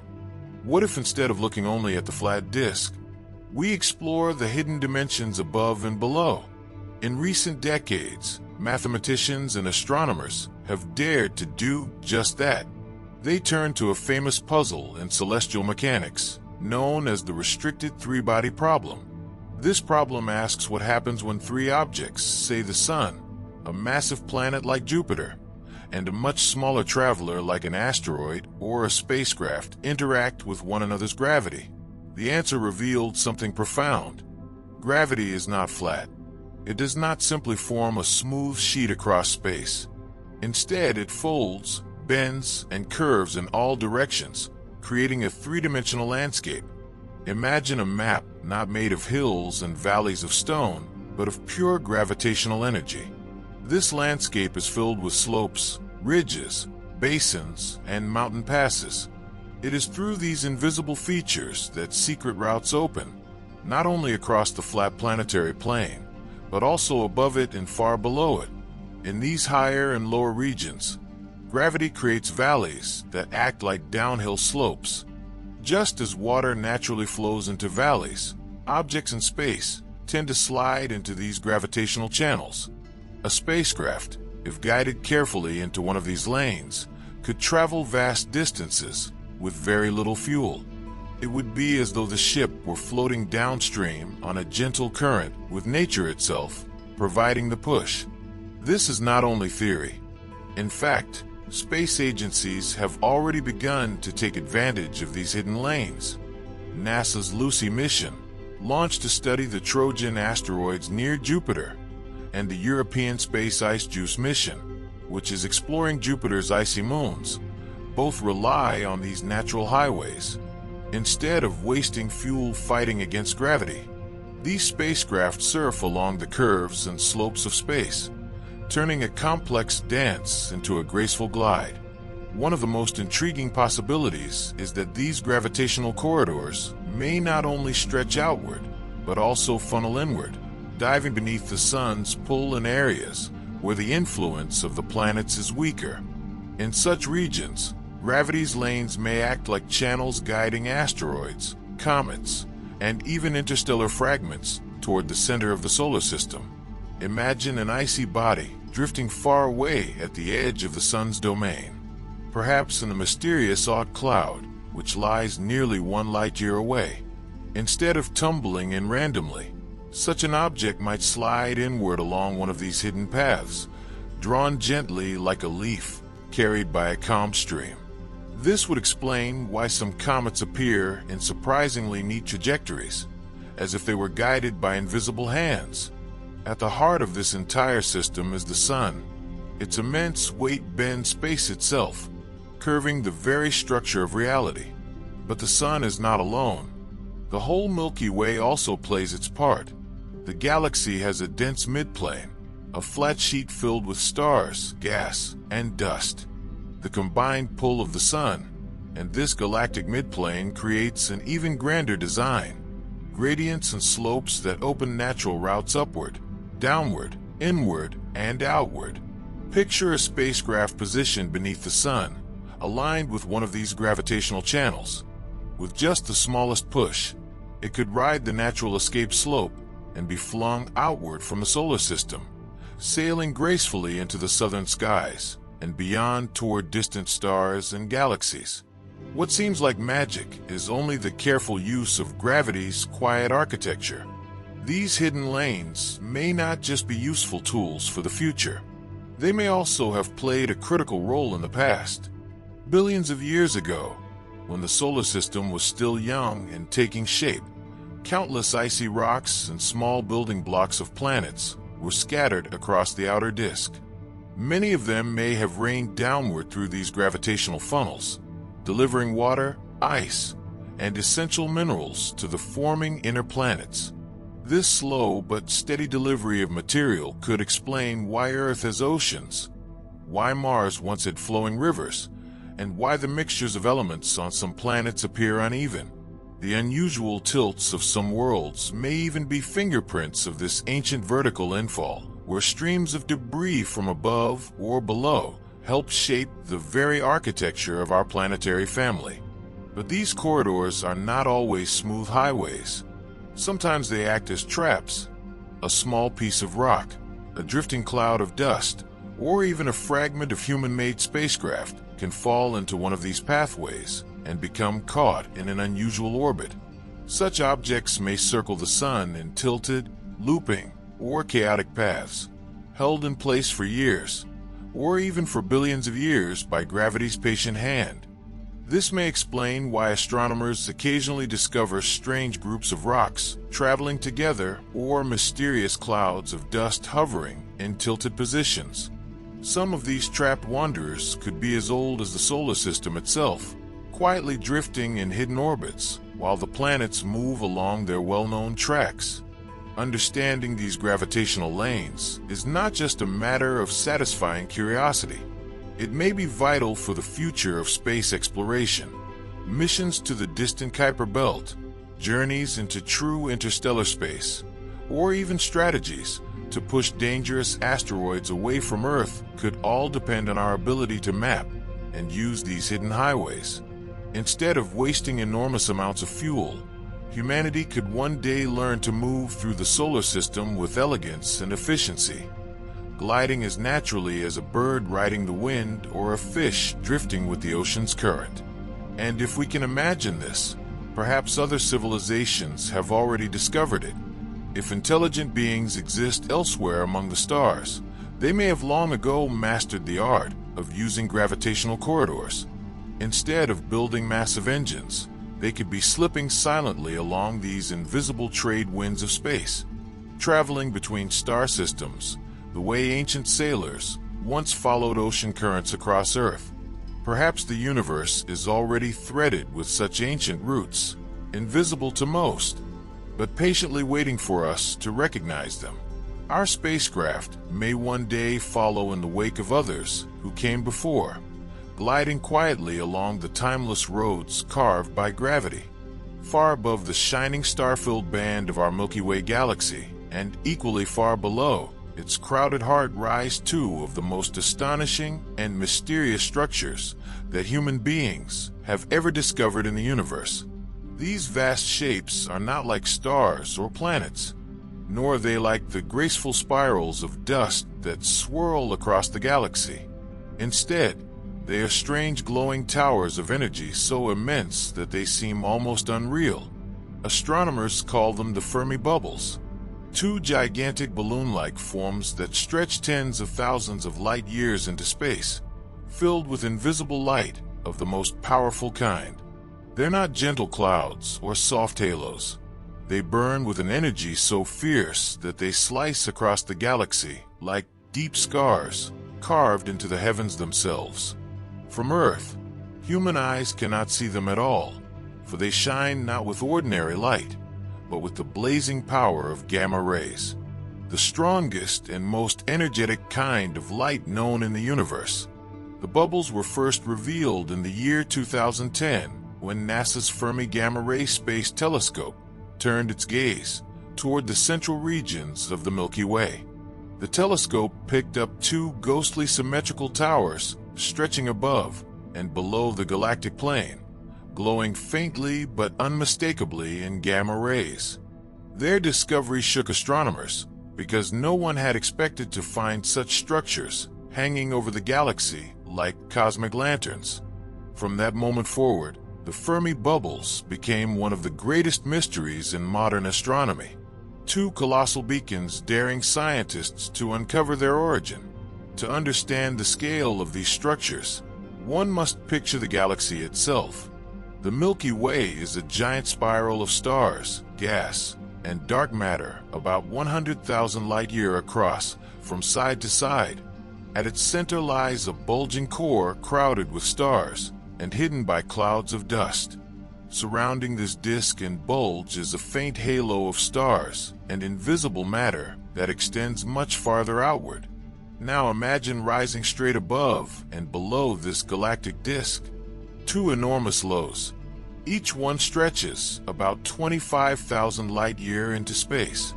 To compare, that is roughly the same distance between our Earth and the very core of the Milky Way itself. Put differently, if you could travel from our solar system to the center of the galaxy, you would cover about the same distance as the height of just one of these bubbles.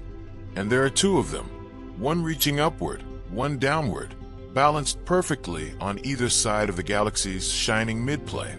Seen together, they give the impression of some great cosmic sculpture, as though an unimaginably powerful hand had carved two symmetrical cavities into the fabric of the galaxy, filling them with energy and light. What makes the Fermi bubbles truly remarkable is not only their sheer size, but also their content.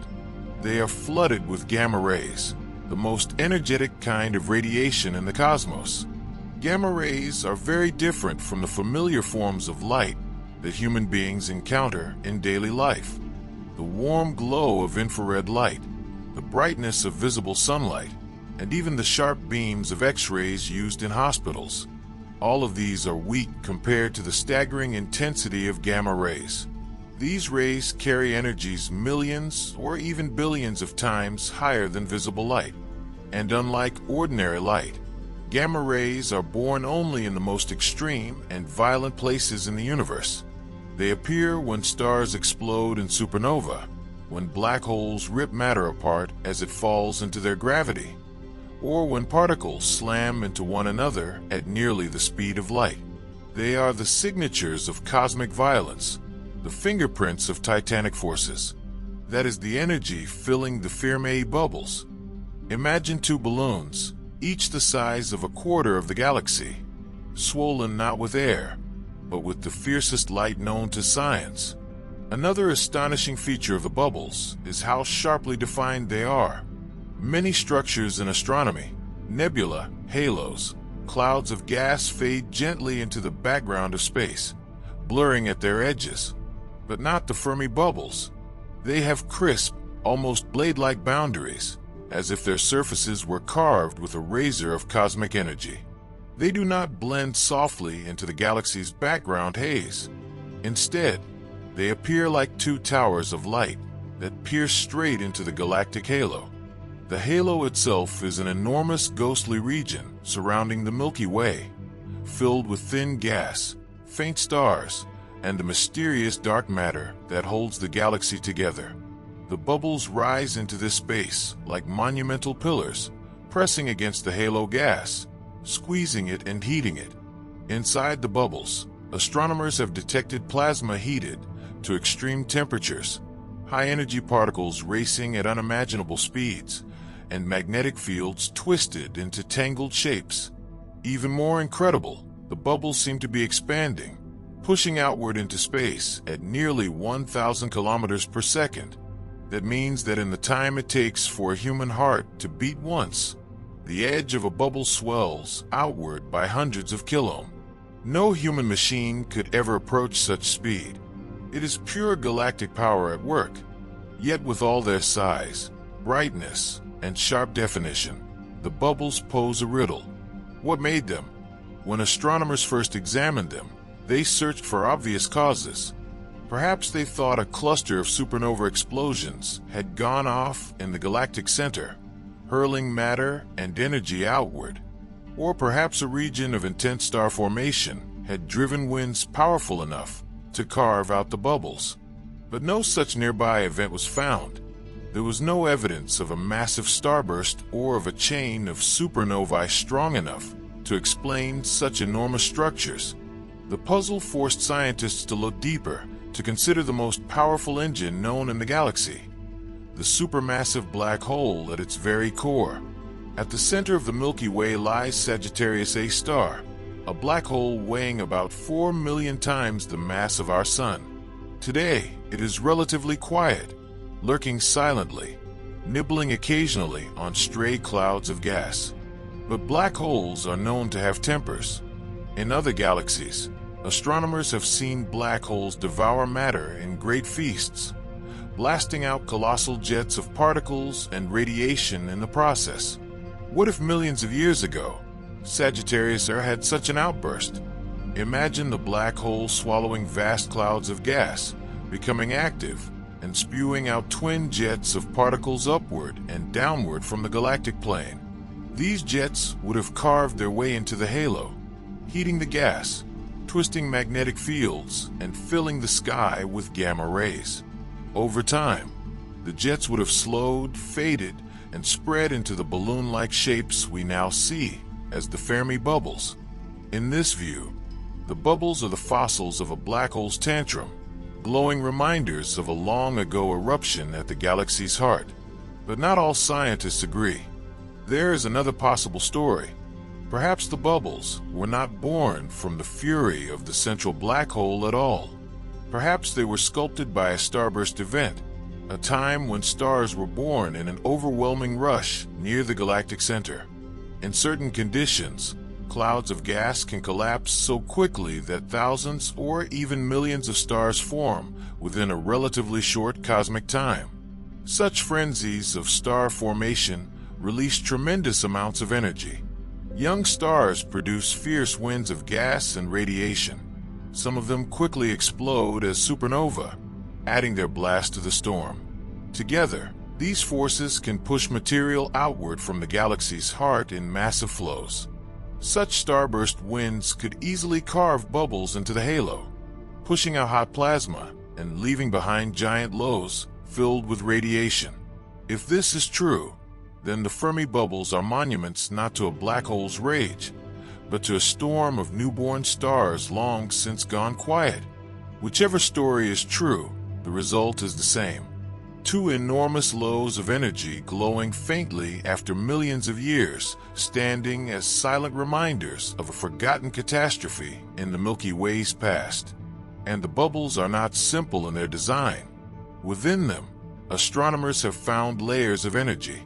Observatories such as Rosat and Derositida, which detect X-rays, have revealed glowing regions inside the bubbles. Along the edges, sharp boundaries appear, resembling shock fronts. These are like cosmic versions of the ripples created when a boat slices through water.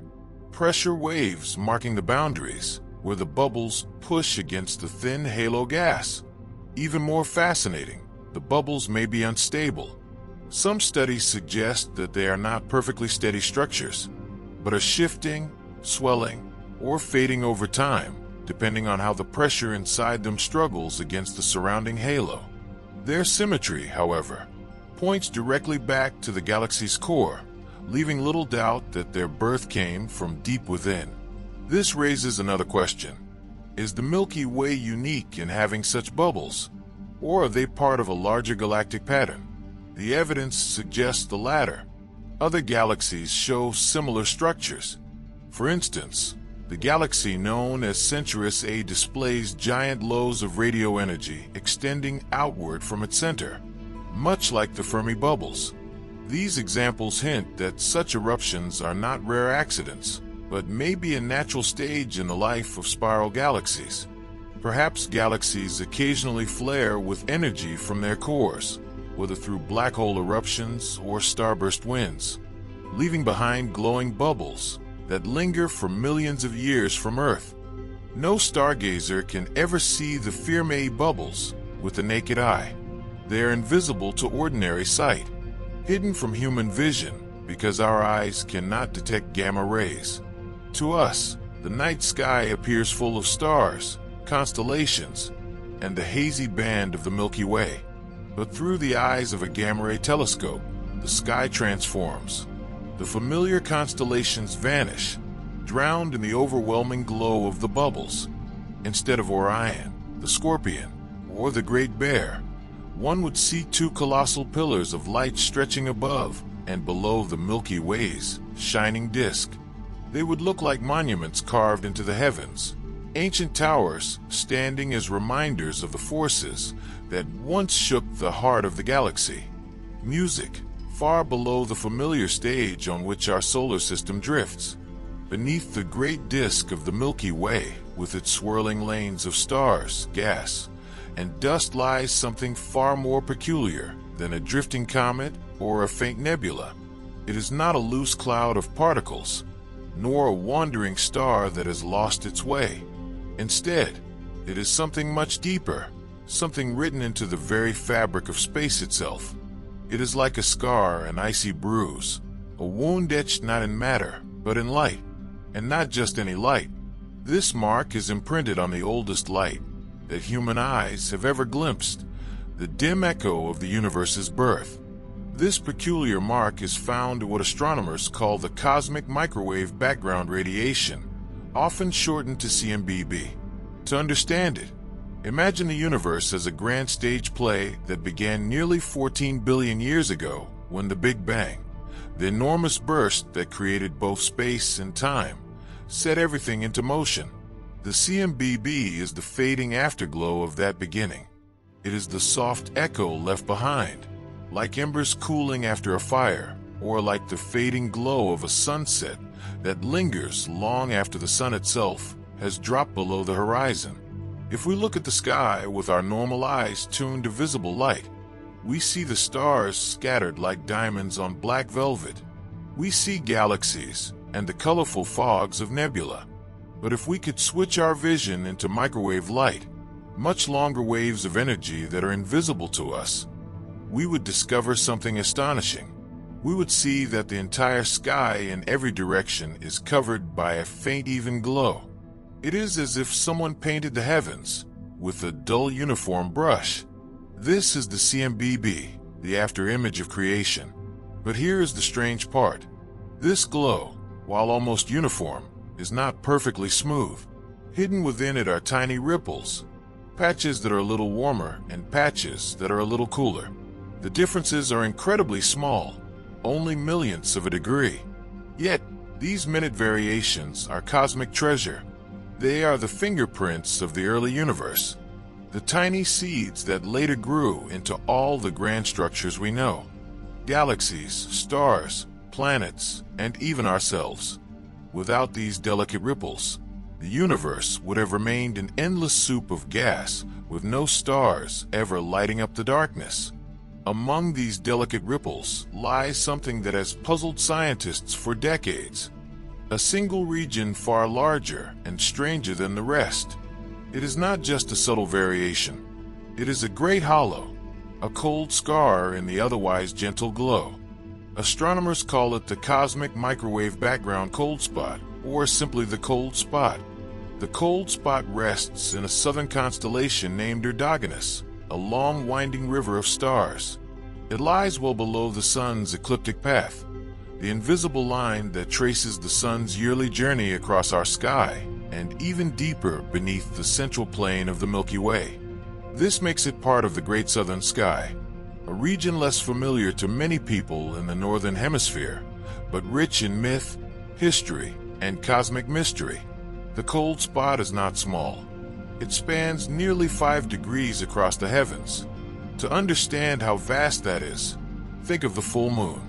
Hold it up in the night sky, and now imagine a patch of sky 10 times as wide, that is the size of this cold bruise in the cosmic background. An enormous region compared to most of the tiny ripples that cover the CMBB map. What truly sets the cold spot apart is its temperature. It is about 70 microkelvin colder than the average surrounding glow. A microkelvin is a millionth of a degree. To our everyday lives, this sounds almost laughable. 70 millionth of a degree colder. That would not even chill a glass of water. Yet, in the precise field of cosmology, where scientists study the tiniest differences in ancient light, this is no small thing. This is a shiver that cuts across the entire universe, a subtle but powerful chill that cannot easily be ignored. To scientists, this 70 microkelvin drop is like a whisper out of tune in a grand orchestra. Everything else fits within the expected harmonies of cosmic history, but this one region plays a strange and unexpected note. Hints of this anomaly first appeared in the year 2004. That was when NASA's Wilkinson Microwave Anisotropy Probe, or WMAP, produced a detailed map of the cosmic microwave background. For the first time, humanity had a clear and precise picture of the faint afterglow of creation. The map revealed the expected tiny ripples, but in the southern sky, WMAP also revealed something far more dramatic, the cold spot. Nearly a decade later, in the year 2013, another space mission took up the task. The European Space Iceplank satellite was designed to measure the CMB with even greater accuracy than WMAP. When Planck turned its eyes to the same region, the result was undeniable. The cold spot was real. It was not a trick of the instruments or an illusion in the data. It was there, stubbornly imprinted on the cosmic background itself. Both missions had been created to measure the faint glow of the early universe with extreme care. Both told the same story. The cold spot is too large, too deep, and too improbable to be dismissed as random noise. Normally, scientists expect fluctuations in the CMB. In fact, these fluctuations are essential. Without them, the universe would never have formed galaxies, stars, or planets. But the cold spot is no ordinary fluctuation. It is a giant among ripples, a deep hollow in a gentle sea. Its very existence challenges the neat story of the early universe. Statistically, the odds of such a large feature appearing by chance are extraordinarily small. That makes it one of the great puzzles of modern cosmology. Adding to the mystery is its location. The cold spot lies in the southern galactic hemisphere, an area of the sky relatively free from interference. There is less cosmic dust there, less stray radiation from the Milky Way, and fewer local sources that might distort the signal. That means the cold spot cannot easily be blamed on contamination. Its presence must be explained by something deeper. So, what could cause such a strange chill in the fabric of the cosmos? Scientists have suggested several possibilities, ranging from the simple to the breathtaking. The simplest explanation is that the cold spot is just a statistical fluke. Perhaps during the turbulent froth of the early universe, one quantum fluctuation simply grew much larger than usual. leaving behind this unusual cold mark. Mathematically, this is possible. The laws of probability allow for rare and unlikely events, but emotionally and scientifically, many researchers find this explanation unsatisfying. The odds are so slim that it feels like the universe's most improbable lottery win. Another possibility is more dramatic. Perhaps the cold spot is the result of a super void, a gigantic region of the universe almost empty of galaxies. Imagine a cosmic desert stretching hundreds of millions of light years across, with only a sparse sprinkling of galaxies. If photons from the CMBB had to pass through such a region on their way to Earth, they would lose a little energy. This energy loss, caused by something called the integrated Sachs-Wolf effect, would make them arrive colder than expected. Indeed, galaxy surveys have found evidence for a large underdense region in the direction of the cold spot. But here lies the problem. The void is not empty enough. It is large, yes, but not nearly empty enough to account for the 70 microelvin drop. It explains part of the mystery, but not the whole. The most exciting possibility is also the boldest. Some scientists wonder if the cold spot might be the scar of a cosmic collision. During the earliest moments after the Big Bang, the universe is thought to have undergone a phase called inflation, when it expanded faster than the speed of light. If our universe is only one bubble in a greater multiverse, then perhaps during inflation, our bubble brushed against another. The cold spot might be the bruise left behind from that ancient clash. If true, this would mean the cold spot is not only a clue about the early universe, but also a hint that we are not alone, that our cosmos is just one among countless others. So far, no firm evidence proves this breathtaking theory. Yet, its very possibility makes the cold spot one of the most tantalizing mysteries in science. The cold spot is not entirely alone. Astronomers have noticed that several other unusual features of the CMBB also seem to favor the southern sky. Large-scale patterns show odd alignments, statistical imbalances between northern and southern hemispheres, and what some researchers jokingly call the axis of evil. These features remain controversial. Some scientists argue they are artifacts of observation, quirks of measurement or calibration, but repeated tests with different satellites and different instruments continue to show the same thing. The anomalies are stubbornly real. And here is something even more fascinating. The area around the cold spot is one of the cleanest windows into the CMB in the whole sky. There is little dust, little interference, and very little background noise. That makes the cold spot like a pristine laboratory, a natural experiment carved into the universe itself. Every unusual result here matters more because there is nothing obvious to blame it on. Today, nearly 2 decades after its discovery, the cold spot remains one of the most puzzling features of the cosmos. It is invisible to our eyes, a shadow written not in stars, but in ancient light. It does not sparkle or shine. It does not call attention to itself in any ordinary way. Yet, it whispers through every attempt we make to understand the universe's beginnings. Some scientists shrug and call it a statistical oddity. Others argue it is the fingerprint of a super void, and a few dare to dream that it is the scar of another universe brushing against our own. Whatever it may be, the cold spot reminds us of something humbling. Even in a sky that seems mapped and measured, mysteries remain. And these mysteries may hold the key not only to where we came from, but also to whether our universe is truly alone.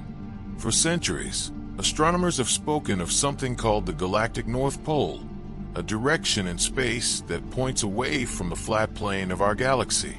Looking toward this pole gives us a clear, unobstructed view of the far-off universe. Because the North Pole opens such a clean window into deep space, it has drawn great attention throughout history, becoming a favorite place for scientists to explore ancient and distant galaxies. But the cosmos, like the Earth, is not one-sided. For every north, there is a south.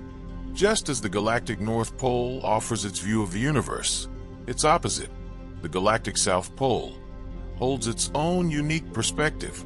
To gaze toward the South Pole is to unlock another cosmic window, a mirror image to the North, one that allows us to balance our understanding of the Milky Way. Only by looking both above and below the galactic disk can we truly grasp the symmetry, or perhaps the asymmetry of our home galaxy. The galactic South Pole is not an abstract idea, but a real and measurable point in the sky. It lies in the constellation known as Sculptor, a faint collection of stars first described in the 18th century by the French astronomer Nicolas Liouville. Sculptor is not a dramatic or brilliant constellation. It does not leap out at the eye like Orion or the Southern Cross, but hidden within its quiet outline lies a pathway into some of the farthest regions of the visible universe. To picture its position, imagine the Milky Way as an enormous flat spinning disk, like a great celestial pinwheel. This disk holds billions of stars, swirling arms of gas, and flowing streams of cosmic dust. Rising from this vast disk are two poles, the North and the South. The galactic South Pole sits exactly 90 degrees beneath the plane of the galaxy, standing as the precise opposite of the North Pole within the system astronomers use to chart the Milky Way. Even though the North Pole is often celebrated in research papers, star maps, and scientific conferences, the South Pole is equally vital. Without it, astronomers would only see one half of the galaxy's great symmetry. By comparing what is seen in the North with what is seen in the South, scientists can test whether the Milky Way is balanced, whether its halo of stars and dark matter truly forms a perfect sphere, or whether one side has been stretched and reshaped by the long history of galactic encounters. From Earth, the galactic South Pole reveals itself most clearly in the skies of the Southern Hemisphere. People living in regions such as South America, Africa, and Australia enjoy the best views of it. Those living in the Northern Hemisphere, however, never see this pole. It never rises above their horizon. For half of humanity, the Southern Pole remains a treasure hidden from view, a cosmic secret seen only by those under southern skies. Much like its northern twin, the southern pole of the galaxy is an unusually quiet region of space. In astronomy, quiet does not mean silence, but rather emptiness. It means the area is free from the clutter of nearby stars, glowing clouds of gas, and heavy lanes of interstellar dust that so often block or dim our vision. The heart of this polar zone is remarkably empty, and for astronomers, emptiness is a gift. It offers a clear window into the universe beyond, into the greater structures that lie outside the Milky Way. Colossal clusters of galaxies, delicate filaments of matter, and the wide, dark voids that stretch between them. Because of this clarity, the galactic South Pole has long been a favorite hunting ground for astronomers who wish to chart the universe in 3 dimensions. One of the most famous projects based there was the Tudor Field Galaxy Redshift Survey, often shortened to 2DFGRs. This massive project began in the late 20th century and continued into the early 21st century. Over the course of its work, it measured the distances to more than 200,000 galaxies.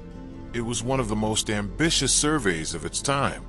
Why was the galactic South Pole chosen for such a task? The reason is simple, it's clarity.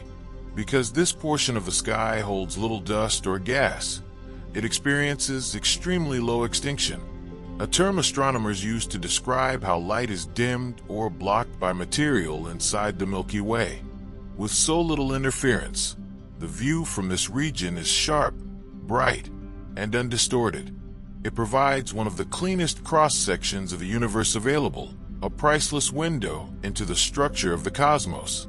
Through these surveys, scientists were able to create some of the very first large-scale maps of the cosmic web, the grand structure of the universe. These maps showed something astonishing. Galaxies are not spread randomly through space. Instead, they are linked together in sweeping chains, walls, and sheets, forming vast cosmic patterns with enormous empty voids in between. The galactic South Pole was one of the very first regions of the sky through which humanity glimpsed this majestic web, this hidden architecture of the universe. Yet, the South Pole does more than reveal the world beyond the Milky Way. It also helps us uncover secrets about the galaxy itself. By studying how stars and gas thin out as they stretch away from the Milky Way's central disk, astronomers can measure the shape of the halo that surrounds the galaxy. This halo is a faint sphere made of stars and vast quantities of invisible dark matter. It stretches far beyond the spiral arms we see, shaping the Milky Way's gravity and history. When the data from the North and South Poles are compared, astronomers gain a powerful tool for testing the galaxy's structure. If the Milky Way were perfectly symmetrical, the two poles would look exactly alike. But studies show this is not the case. The southern view in particular reveals signs of imbalance. These irregularities may be the fading scars of ancient cosmic collisions. Over billions of years, the Milky Way has not lived alone. Instead, it has drawn in and swallowed many smaller galaxies, a slow but relentless process sometimes called cosmic cannibalism. The stars and dark matter from these consumed systems leave behind delicate trails, ripples, and clumps. These remnants are often easier to spot from the clear vantage point of the galactic South Pole. In this way, the Southern Pole acts like a historical archive, keeping record of the Milky Way's turbulent past and the violent way in which it grew. But the galactic South Pole is not only about history, it is also a crucial tool for present-day science. Many modern space observatories use it as a calibration field. Calibration is the process of checking and fine-tuning scientific instruments to ensure their measurements are correct. Because the polar regions of the galaxy are so clear and uncluttered, they provide the perfect background for this work. Some of the world's most important space telescopes have relied on the galactic poles for this purpose. Galax, which observed the universe in ultraviolet light, Spitzer, which revealed the hidden world of infrared radiation, Chandra, which focused on high-energy X-rays, and Planck, which mapped the faint glow of the cosmic microwave background. All of them turned to the poles for calibration. The Planck spacecraft in particular depended on the galactic South Pole to refine its delicate measurements of the microwave background, the dim afterglow left behind from the Big Bang, nearly 14 billion years ago. Without the clear skies of this region, such observations might have been impossible. Adding to its importance, the galactic South Pole is also home to two of the Milky Way's closest companions, the Sculptor Dwarf Galaxy and the Forx Dwarf Galaxy. These are small and faint galaxies that orbit the much larger Milky Way. Though they contain far fewer stars than our galaxy, they are scientific treasures. These dwarf galaxies are especially rich in dark matter, making them key laboratories for testing ideas about how galaxies form and evolve. By studying the motion of stars within Sculptor and Forx, astronomers can calculate how much invisible dark matter shapes their gravity. These insights help us understand not only the dwarfs themselves, but also how the Milky Way has been gathering its mass for billions of years. In a sense, Sculptor and Forx are like living fossils, tiny ancient galaxies that preserve the memory of conditions from the early universe. Their presence near the galactic South Pole makes this region even more valuable. Far below the bright central plane of the Milky Way, the southern sky opens into a region known as the South Galactic Cap. This is not just any patch of sky. It is a high-latitude window into the universe, one that has become a favorite target for astronomers carrying out deep surveys. If the northern galactic cap is like one great observatory balcony, offering views of colossal filaments of galaxies and the enormous stretches of emptiness known as cosmic voids, then the southern cap is its twin on the other side of the galaxy. Together, They give us a balanced picture of the universe's structure, like the two halves of a grand puzzle that only makes sense when both pieces are joined. Astronomers cannot build a true three-dimensional map of the cosmos by looking in only one direction. To attempt such a task while ignoring half the sky would be like trying to describe Earth's geography while pretending one hemisphere did not exist. You would know only half the mountains, half the oceans, and half the continents. The galactic South Pole fills in this missing piece. It ensures that our cosmic maps are not lopsided, but full, rich, and as accurate as possible. In the past few decades, a brand new branch of astronomy has emerged, one that does not rely only on light. This is the study of gravitational waves, tiny ripples in the very fabric of space and time. These waves are born in some of the most violent events the universe can produce. The smashing together of two black holes, the spiraling collision of neutron stars, or other cataclysmic encounters where immense masses move at incredible speeds. Remarkably, humans have already learned how to detect these faint tremors. Large projects such as LIGO, based in the United States, and Virgo, located in Europe, have caught dozens of these signals. Each detection is a kind of echo from a cosmic disaster that may have happened millions or even billions of years ago. The very idea was first predicted by Albert Einstein more than 100 years earlier. And now, after a century of waiting, his vision has been confirmed. The future promises even more. In the coming decades, space missions such as LISA, a laser interferometer that will orbit the Sun, are expected to open an entirely new chapter, detecting waves from sources that ground-based instruments cannot hear. For this growing science, the galactic South Pole is especially valuable. The polar regions of the sky can be watched for long stretches without interruption, unlike other regions that dip below the horizon. This makes them perfect for continuous listening. In this way, the South Pole is not only a window to light, it becomes a quiet listening post, an ear pressed to the deep rolling thunder of the universe itself. But gravitational waves are not the only reason the South Pole matters. Another great mystery that it helps to unravel is the nature of the Milky Way's magnetic field. These fields are not visible to human eyes, but they are real. They stretch like invisible threads across the galaxy, guiding the dance of charged particles, steering the path of cosmic rays, and shaping the movement of thin plasma that drifts between the stars. Most of the galaxy's magnetic lines follow the graceful curves of its spiral arms. Yet, some of them rise upward and downward, reaching into the galactic halo that surrounds the Milky Way. By observing these fields from the vantage of the South Pole, astronomers gain a kind of vertical view. It is like stepping back to look at a massive painting not just from the side, but from above and below, to understand its full three-dimensional shape.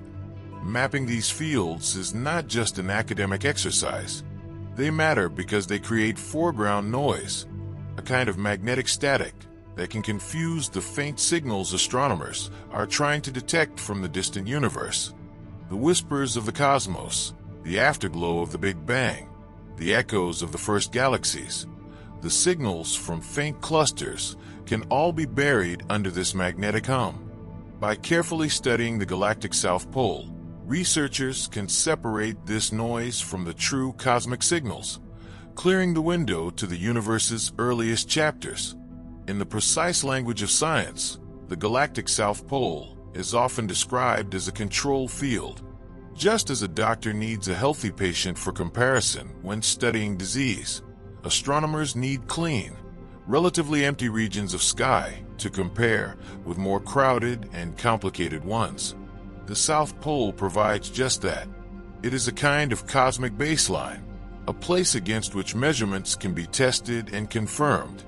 With it, astronomers can refine their models of dark matter, checking how this invisible material is distributed across space. They can sharpen their studies of baron acoustic oscillations, those faint ripples left in the arrangement of galaxies, by sound waves traveling through the young universe. They can also confirm whether distant galaxy clusters barely visible on the edge of our instrument sensitivity are truly real or only illusions of background noise. Without such a control region, many of these results would remain uncertain. The South Pole, therefore, acts as the quiet laboratory where the universe itself can be studied with fewer distractions. It is true that the galactic North Pole often receives more of the spotlight in news stories. The famous deep field images, or the cosmic microwave background maps, usually highlight the northern sky. Yet the South is no less vital. Together, the two poles bring balance. They're like the two ends of a scale. Without one, the weight of evidence would tip unevenly. The South Pole mirrors the North. It tells us whether our galaxy is symmetrical or slightly skewed, whether our instruments are well calibrated or drifting out of line. It gives us a second anchor point for measurement, something that strengthens confidence in every cosmic result. Most importantly, it opens access to quieter, cleaner patches of space, where the grand story of the universe can be read in purer form. The galactic South Pole is more than a direction in the sky. It is a reminder that no single viewpoint is ever enough. To truly understand the Milky Way, the sprawling web of galaxies, and the vast architecture of the cosmos, we must look in both directions, north and south, above and below, inward and outward. Only then do we see the full shape of reality. Try to imagine yourself drifting upward higher and higher, leaving behind the blue skies of Earth, the shining warmth of the sun, and the slow dance of the planets.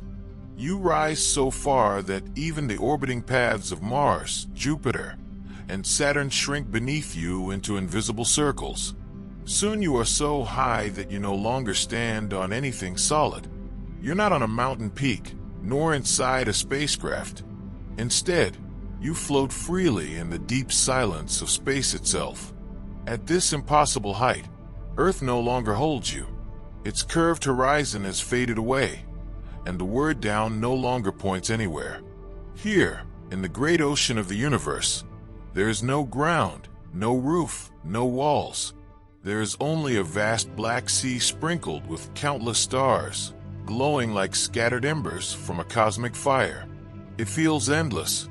And yet, astronomers, the people who have devoted their lives to making sense of this infinite space, cannot afford to wander aimlessly. Just as sailors on ancient seas needed the North Star or a compass to find their way, astronomers also need a fixed direction. They need a cosmic landmark, something that will never move no matter where they travel. On Earth, we have the North Pole, the South Pole, and the crisscrossing grid of a latitude and longitude that guides sailors across oceans and pilots through the skies. But what about in space, where there's no horizon and no natural up or down? This is where the idea of the galactic North Pole comes into play. The galactic North Pole is not a glowing star, nor is it a beacon shining above the Milky Way. Instead, it is a point completely invisible, defined only by geometry that serves as a cosmic compass. You cannot see it with your eyes, but its importance is immense. By pointing toward it, astronomers decide what direction is above the flat disk of our galaxy. To picture this, imagine the Milky Way not as a cloud of stars, but as an enormous disk, something like a record or a DVD, only stretched out on a scale that is nearly beyond imagination. This disk is wide, but very thin, and across it lie billions upon billions of stars, glowing clouds of gas, and streaks of dark dust. Now, picture yourself taking a pin and pushing it straight through the very center of this cosmic disk at a perfect right angle. The pin would poke out of both sides. One end of the pin would point upward. That is the galactic North Pole. The other end would point downward. That is the galactic South Pole. The galactic North Pole lies in the direction of a soft faint constellation known as Coma Boneses, the Hair of Bones. This constellation is not as famous as Orion with his belt or Leo with his lion's mane, though Leo rests close by. Coma Bones's is made of gentle dim stars that look less like a sharp pattern and more like a thin cloud spread across the night. And yet within this quiet patch of sky, astronomers have anchored one of the most important reference points in the entire universe. Earth's North Pole is not perfectly steady. It drifts slightly over the centuries because Earth itself wobbles on its axis. But the galactic North Pole is far more stable. The Milky Way's great frame remains firm as if frozen into eternity. It is in a sense the ultimate up of our galaxy. Now, you might wonder, why does this matter? Why should anyone care which way is up in a place where up and down do not exist? The answer is that the universe is not a random scattering of stars. It has structure. Galaxies spin like wheels. Stars are born in great clusters. Black holes tug at everything around them, and invisible rivers of gravity guide even entire galaxies along their paths. To study this grand cosmic order, scientists need a fixed frame of reference. For example, when astronomers measure the tilt of galaxies, track the journey of our own solar system, or investigate strange cosmic mysteries like the Great Attractor, a massive gravitational anomaly pulling entire clusters of galaxies. They must be able to say we are moving in this direction at this angle along this path. Without a standard reference like the galactic North Pole, such measurements would float without meaning. Think of an airplane. A pilot uses pitch, roll, and yaw to describe how the aircraft is tilted or turned in the sky. In much the same way, astronomers need three-dimensional directions to describe how our solar system sits inside the galaxy. The galactic North Pole provides that anchor point. To make this practical, astronomers built something called the Galactic Coordinate System. It works like Earth's system of latitude and longitude.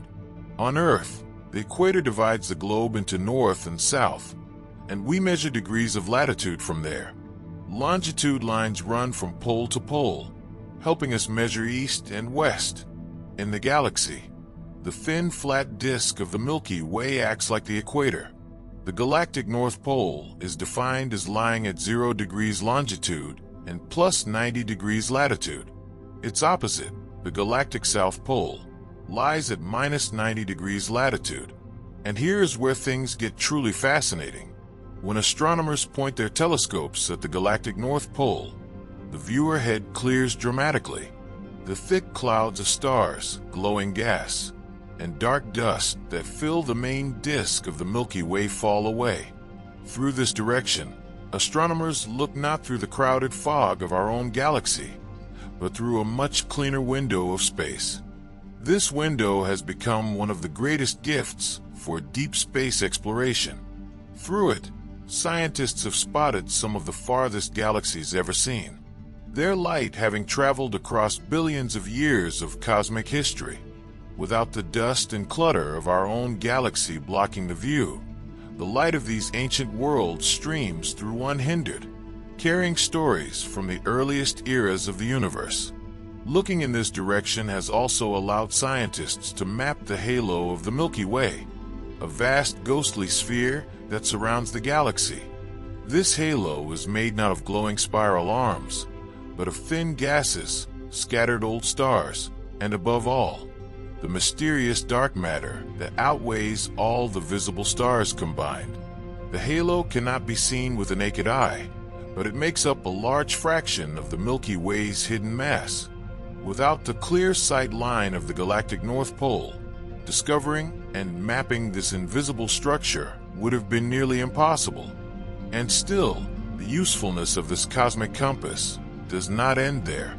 The galactic North Pole also gives astronomers one of the best views for studying the cosmic microwave background radiation, the faint glow that fills the entire universe left over from the birth of everything. This radiation is the afterglow of the Big Bang, the event that began the universe nearly 14 billion years ago. To detect this ancient whisper of light, scientists need parts of the sky that are as quiet and uncluttered as possible, not buzzing with stars, dust, and hot gas. The Wilkinson Microwave Anisotropy Probe, and the Planck Observatory of the European Space Agency both turned their instruments toward the galactic North Pole for this very reason. By doing so, they could see beyond the stars of today and catch a glimpse of the universe as it was when the first atoms were forming, when light itself was just beginning to travel freely through space. Looking in that direction is like looking back in time across nearly the entire history of the cosmos. Even some of the newest and most exciting branches of science, like the study of gravitational waves, depend on knowing exactly how our galaxy is tilted and positioned in space. Gravitational waves are like ripples spreading across the very fabric of space, and time set off when gigantic objects, such as black holes or neutron stars, slam into each other with unimaginable force. These events are so powerful that they send out vibrations across the universe. Yet, by the time those waves reach Earth, they are faint and delicate, like whispers after a thunderclap.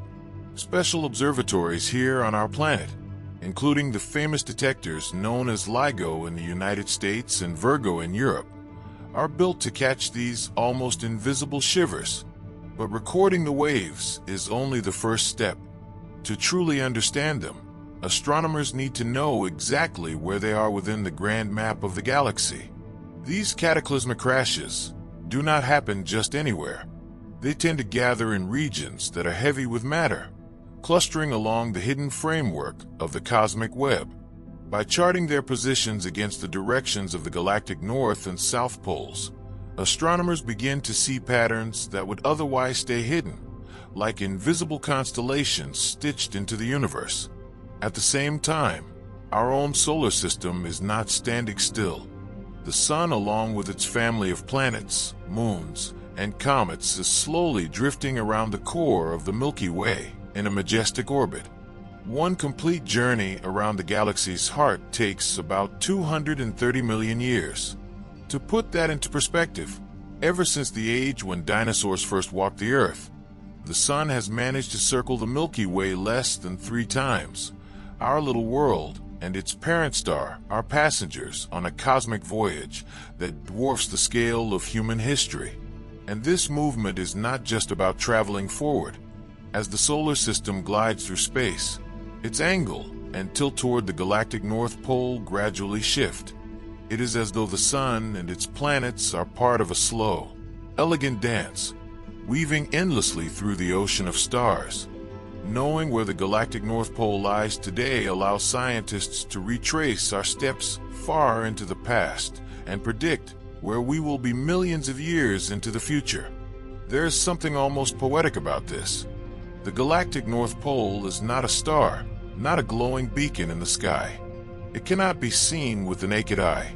It exists only because we define it through mathematics, measurements, and careful thought. Yet, despite being invisible, it acts as a powerful guide. It is like the silent needle of a cosmic compass, helping astronomers orient their instruments, plot their observations, and even stretch their imaginations toward distant horizons.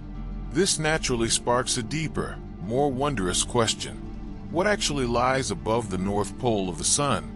If we could rise straight upward beyond the fiery surface of the Sun, past the circling paths of the planets, and beyond the far and hazy cloud of icy comets that marks the edge of our solar system, what would we find waiting for us?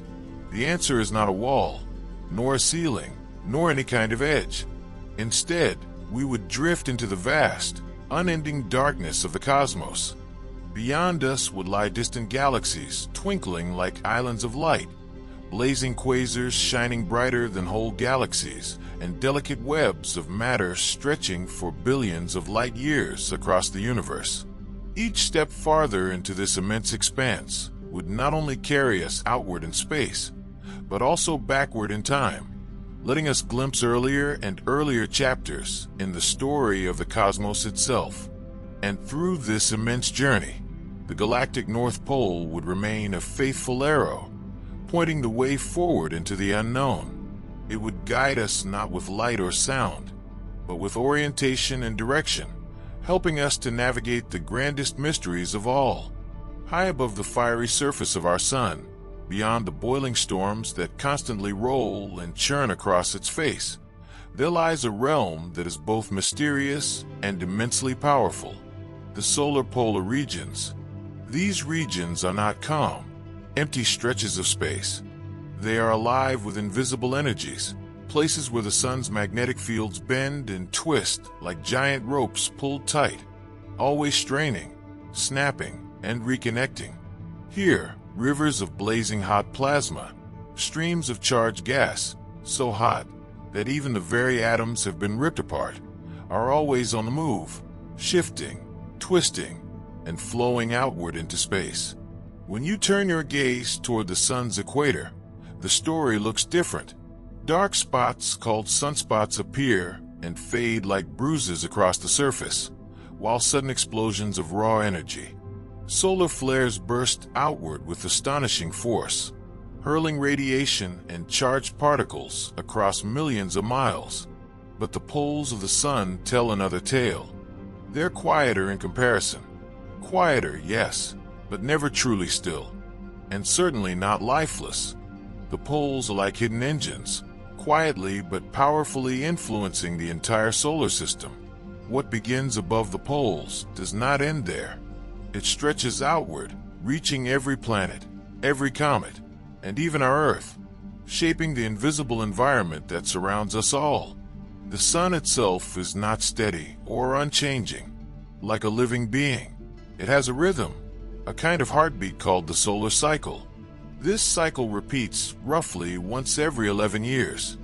During this time, the sun's magnetic field becomes tangled and chaotic, then slowly reorganizes itself, flipping its north and south poles in the process. Imagine a compass where north and south suddenly swap places. This is what happens to the sun every cycle. One of the calmest points in this repeating cycle is known as the solar minimum. This is the sun's quiet phase, when sunspots nearly disappear and its magnetic field smooths itself into a simpler shape. At the poles during solar minimum, magnetic field lines straighten and shoot outward into space like tightly stretched arrows. From these poles, invisible but powerful streams of solar wind, rivers of high-speed particles, pour outward across the entire solar system. These streams are not just drifting aimlessly into the void. They are the builders of something enormous, the heliospheric current sheet. This is one of the greatest invisible structures in all existence, an unimaginably vast spiral of magnetic influence that spreads outward from the sun like the swirling folds of a giant skirt spinning through space. It wraps itself around every planet, every asteroid, every comet around the entire solar system itself. And this colossal structure begins in large part with the winds that blow from the sun's poles. In the year 1990, humanity took its first daring step into this hidden world. That year, the Ulysses spacecraft was launched on a bold mission. Ulysses was unlike any other spacecraft before it. Instead of orbiting around the sun's equator, as most spacecraft naturally would, it was designed to soar high above and below the sun's poles. For the first time in history, humankind would see the sun from this extraordinary angle. Throughout the 1990s and into the early 2000s, Ulysses flew over both the sun's north and south poles, completing multiple orbits and gathering priceless data. What it discovered was astonishing. The winds above the poles were unlike the winds at the equator. At the poles, the solar wind was faster, thinner, and steadier. In contrast, the winds near the equator were slower, thicker, and wildly unpredictable, often shifting speed and direction in chaotic bursts. This discovery was not just a scientific curiosity. It revealed one of the key forces shaping the very boundaries of our solar system. The fast polar wind helps carve out the heliosphere, the gigantic bubble of energy and particles that surrounds everything we know. The heliosphere is not empty. It is a shield, a protective cocoon that pushes back against the most dangerous cosmic rays streaming in from deep space. Without it, Earth and the other planets would be bombarded by deadly levels of radiation. In a very real sense, this invisible bubble makes life possible, and the sun's polar winds are among the main architects of its shape. Think of the space above the sun's north pole as a kind of cosmic gateway. It is the launch point from which streams of energy, magnetic waves, and charged particles set forth into the galaxy. If you were to follow these streams outward, past the orbit of Neptune, beyond even the lonely path of Pluto, you would eventually arrive at the very edge of the heliosphere, the border, where the sun's influence finally gives way to the larger forces of the galaxy. At this faraway boundary, the solar wind weakens, its particles fewer and slower. The sun's magnetic field stretched to the breaking point thins into long, frail strands that begin to twist and mingle with the greater magnetic fields drifting between the stars of the Milky Way. It is here at this frontier that the sun's rule ends and the wider galaxy takes over.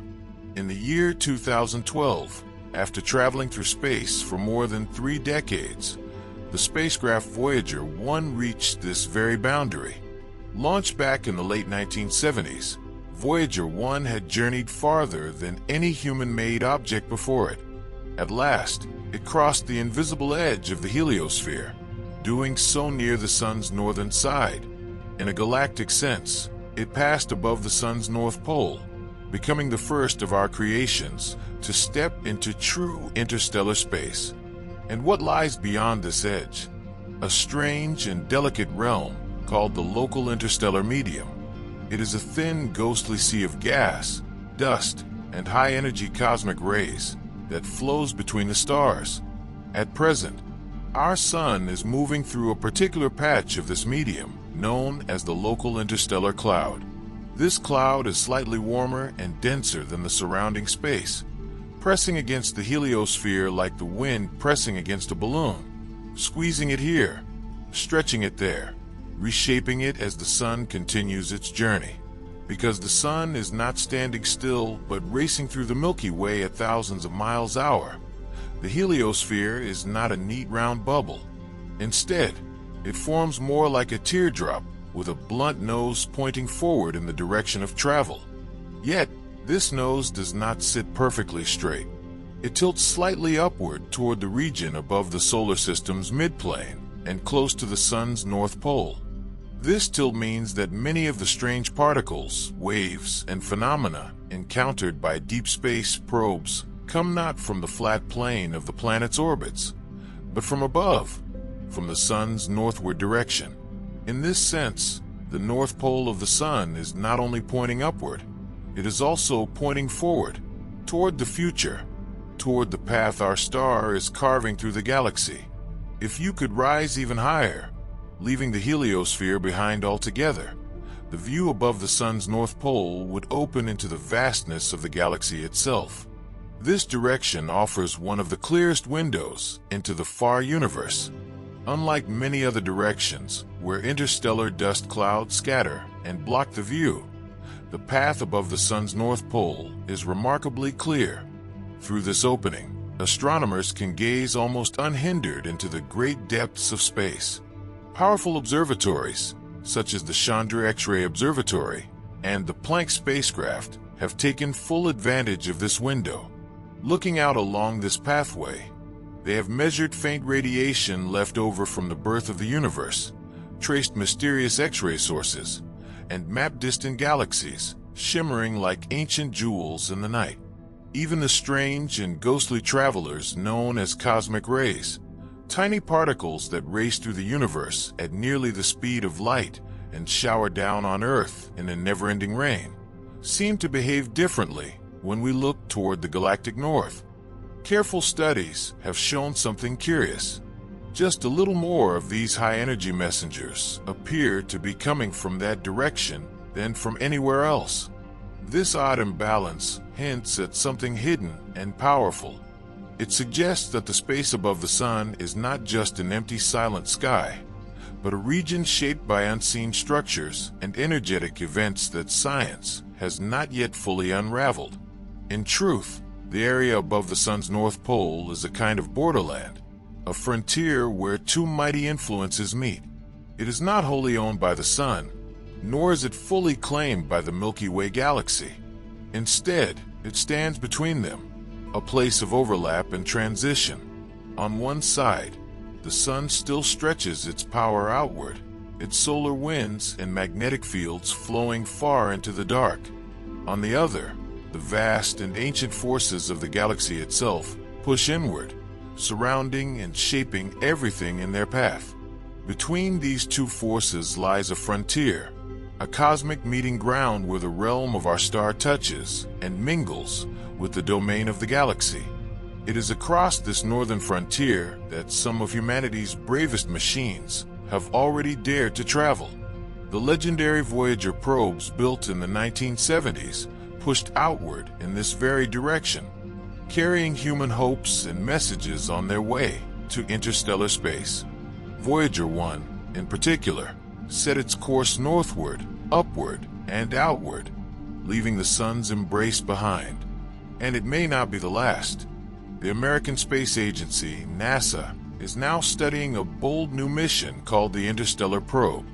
Unlike earlier explorers, this spacecraft would be designed from the very beginning to go beyond the sun's protective bubble, the heliosphere, and sail directly into the untouched sea of interstellar space.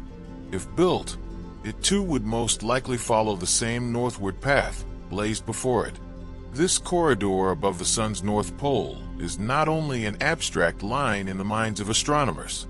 It is a real and chosen road that humanity has already begun to walk. From the daring voyages of Ulysses, which explored the sun's polar regions, to the far-flying journeys of Voyager 1, and perhaps soon to the dreams of the Interstellar Probe, our species has been slowly carving a route through this northern gateway into the wider universe. Every step we take along this path carries us farther from the warm cradle of our sun and deeper into the endless ocean of stars. To go northward above the sun is to leave behind the familiar dances of planets, comets, and orbits we know so well, and to step into a realm where the galaxy itself holds sway. It is a passage from the known to the unknown, from the shining warmth of our star to the dark, cold, and mysterious expanse of interstellar space. A journey not only outward, but also forward into the destiny of humankind among the stars.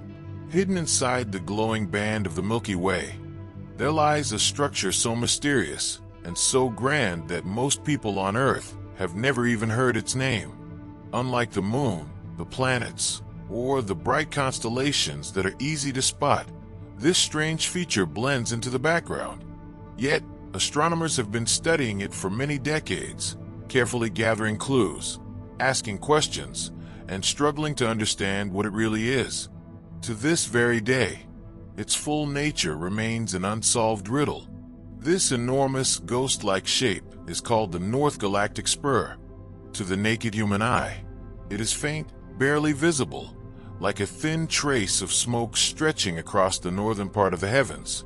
Some stargazers have compared it to a ghostly bridge of dust and light strung across the stars, as though some hidden builder had drawn a line across the sky with a cosmic brush. At first glance, it is almost too easy to miss. The Milky Way itself dazzles with the light of billions of stars shining in a thick band that cuts the night sky in two. Next to such brilliance, the spur appears weak and shy, like a pale echo. The reason for this faintness is that in visible light, the spur is hidden behind vast clouds of gas and dust. These clouds act like curtains, blocking its natural glow from our eyes. But astronomers have learned to look beyond what human eyes can see. They have built instruments that detect forms of light invisible to us. Radio waves, microwaves, and X-rays. When they turn these special eyes toward the North Galactic Spur, the picture changes completely. Suddenly, the faint arc leaps into view as one of the largest, brightest, and most dramatic features in the entire sky. In these wavelengths, the spur is not shy at all. It blazes with power, The North Galactic Spur is not just a small local cloud floating nearby. It is enormous on a scale that boggles the mind. When astronomers map it using radio waves, it appears as a long curving filament, almost like an arc of a giant circle. This arc rises high above the flat disk of the Milky Way, bending upward into the northern heavens before curving back downward again. The arc seems to begin near the very heart of the galaxy, close to the galactic center itself, before it sweeps outward across a massive section of sky. Its sheer size is hard to imagine. To give perspective, the moon and the sun each cover about half a degree in the sky.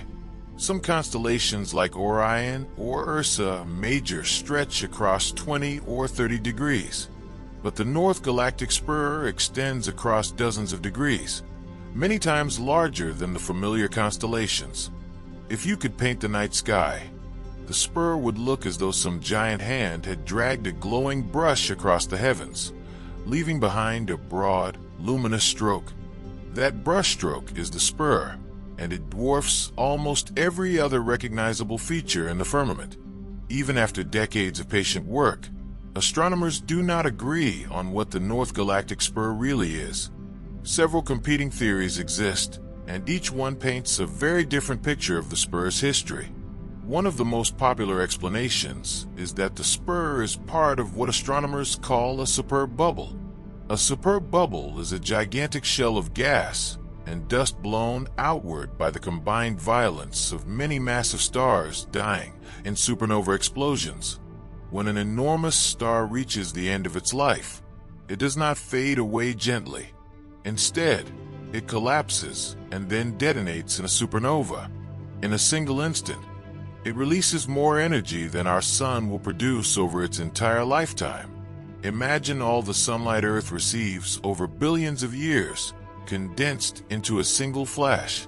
That is the terrifying scale of one supernova. Now, picture not just one such explosion, but several, all occurring in the same general region of the galaxy. Their shock waves would slam into each other, combining into a mighty storm that sweeps gas and dust outward into a gigantic shell. Over time, this shell would form a glowing arc like a scar across the sky. According to this theory, the North Galactic Spur is exactly such a scar created by multiple ancient supernovae. If this explanation is true, then the spur is not just a random arc of dust. It is a cosmic memory, a visible monument to the titanic violence of stars that perished millions of years ago. Long after those stars vanished, their explosive deaths still mark the heavens, with a scar large enough to be seen across the galaxy. Other astronomers argue that the spur is much closer to home, not a galactic scale feature at all. Instead, they believe it belongs to a structure called the local bubble. The local bubble is the region of space through which our solar system currently drifts. It is not empty. Rather, it is filled with very hot, very thin gas spread across hundreds of light years. This bubble was also carved out by supernova explosions, but these were relatively recent, perhaps only a few million years ago, and they occurred not far from our sun. If this theory is correct, then the North Galactic Spur is not a vast galactic loop stretching thousands of light years. Instead, it is a nearby wall of gas and dust, a kind of scar on the edge of the local bubble. In this picture, the spur tells a story not of distant ancient stars, but of violent events in our own neighborhood of the galaxy. A third possibility is that both explanations are true. The spur might be a blend of structures, some local, some distant, layered on top of one another along the same line of sight. If so, then when astronomers aim their telescopes at the spur, they're actually peering through several overlapping layers of gas and dust. Each layer might lie at a different distance, shaped by different events, and moving at a different speed. This makes the mystery extremely difficult to untangle. It is a little like standing in a valley and trying to sketch the shape of distant mountains, while thick clouds drift across your view. Some peaks are hidden, some appear exaggerated, and others look like illusions.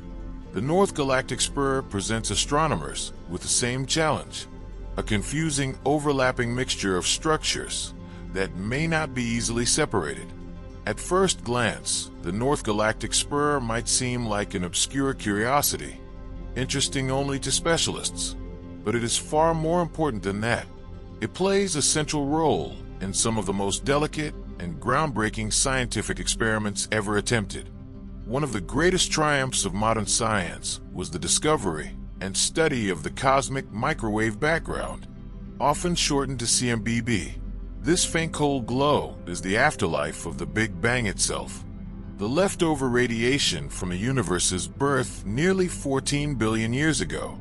To study the CMBB, scientists launched satellites into space, including the Wilkinson Microwave Anisotropy Probe, WAP, in the year 2001, and later the Planck mission, launched in 2009.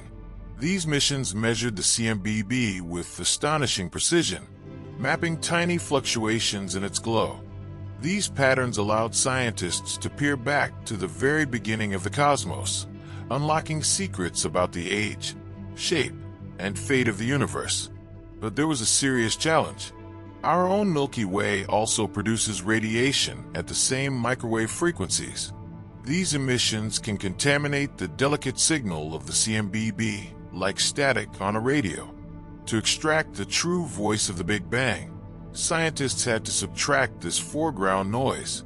The North Galactic Spur turned out to be one of the largest sources of contamination. Because it shined strongly in polarized microwave radiation, it left an imprint on the data, without carefully correcting for its effect. The maps of the early universe would have been misleading or even completely wrong. In other words, without understanding the spur, our picture of the infant cosmos would be blurred and distorted. This ghostly arc of gas and dust half hidden in the northern sky played a key role in humanity's attempt to glimpse the dawn of time.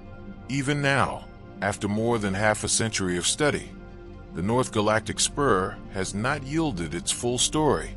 Every new telescope, every fresh survey of the heavens adds details, but also deepens the puzzle. Is it a scar left by mighty stars near the galactic center? Is it a nearby wall marking the edge of the local bubble? Is it both at once, a layered tapestry of cosmic history woven across space and time?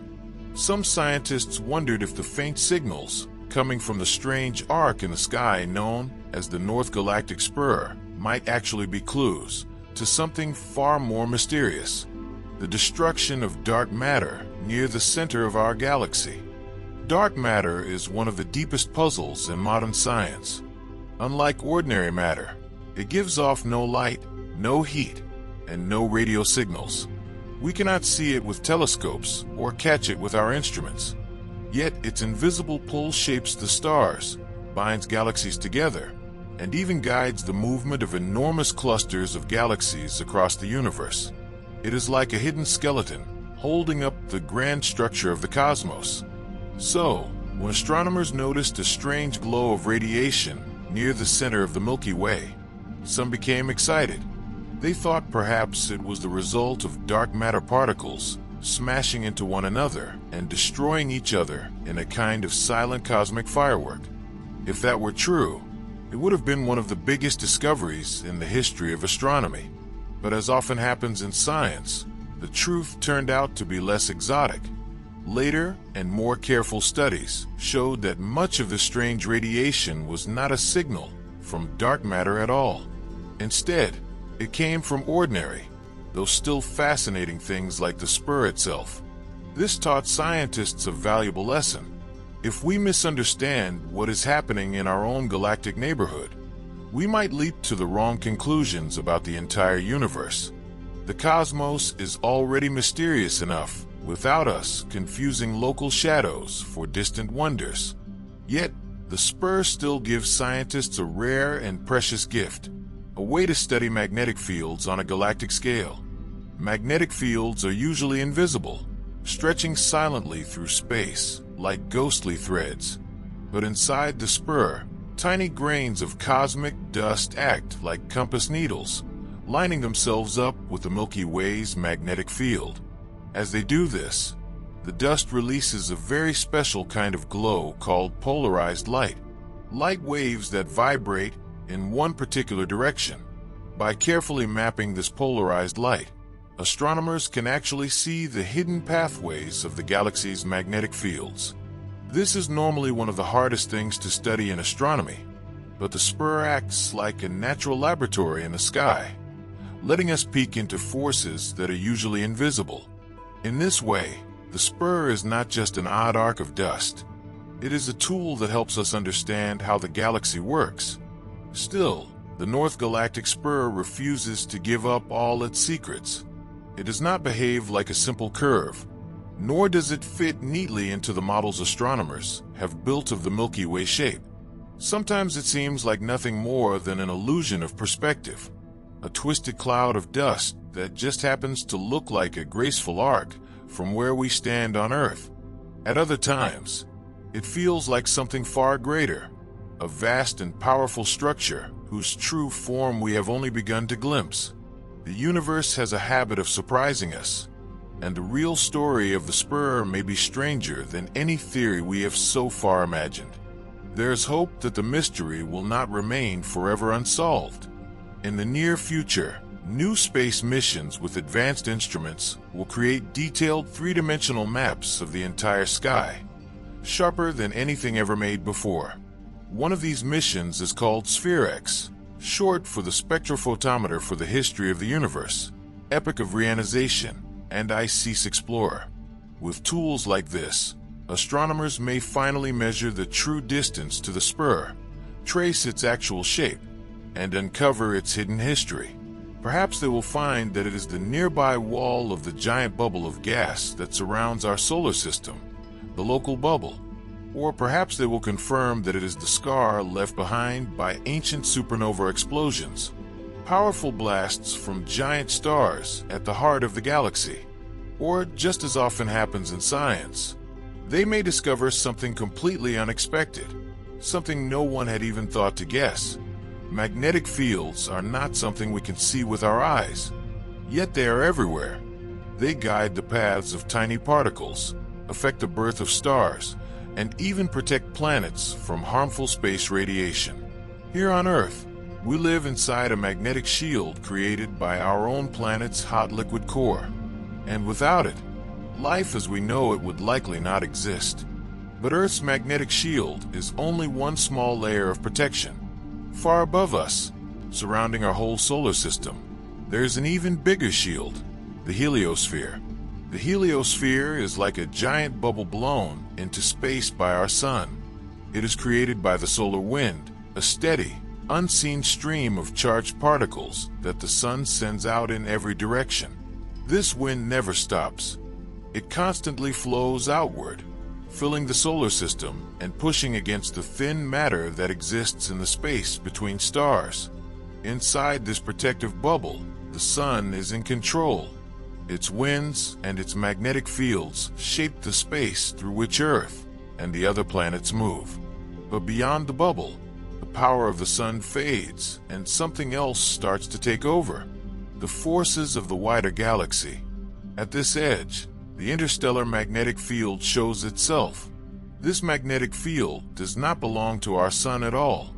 Instead, it belongs to the galaxy itself, the great sea of stars, gas, dust, and energy that stretches far beyond what our eyes can see. The edge of the heliosphere is not a sharp, solid wall like the sides of a glass jar. Instead, it is more like the blurry, shifting edge where two oceans meet. On one side is the solar wind pushing outward with all its strength. On the other side is the interstellar medium, the very thin mix of gas, dust, and magnetic fields that fills the spaces between the stars of the Milky Way.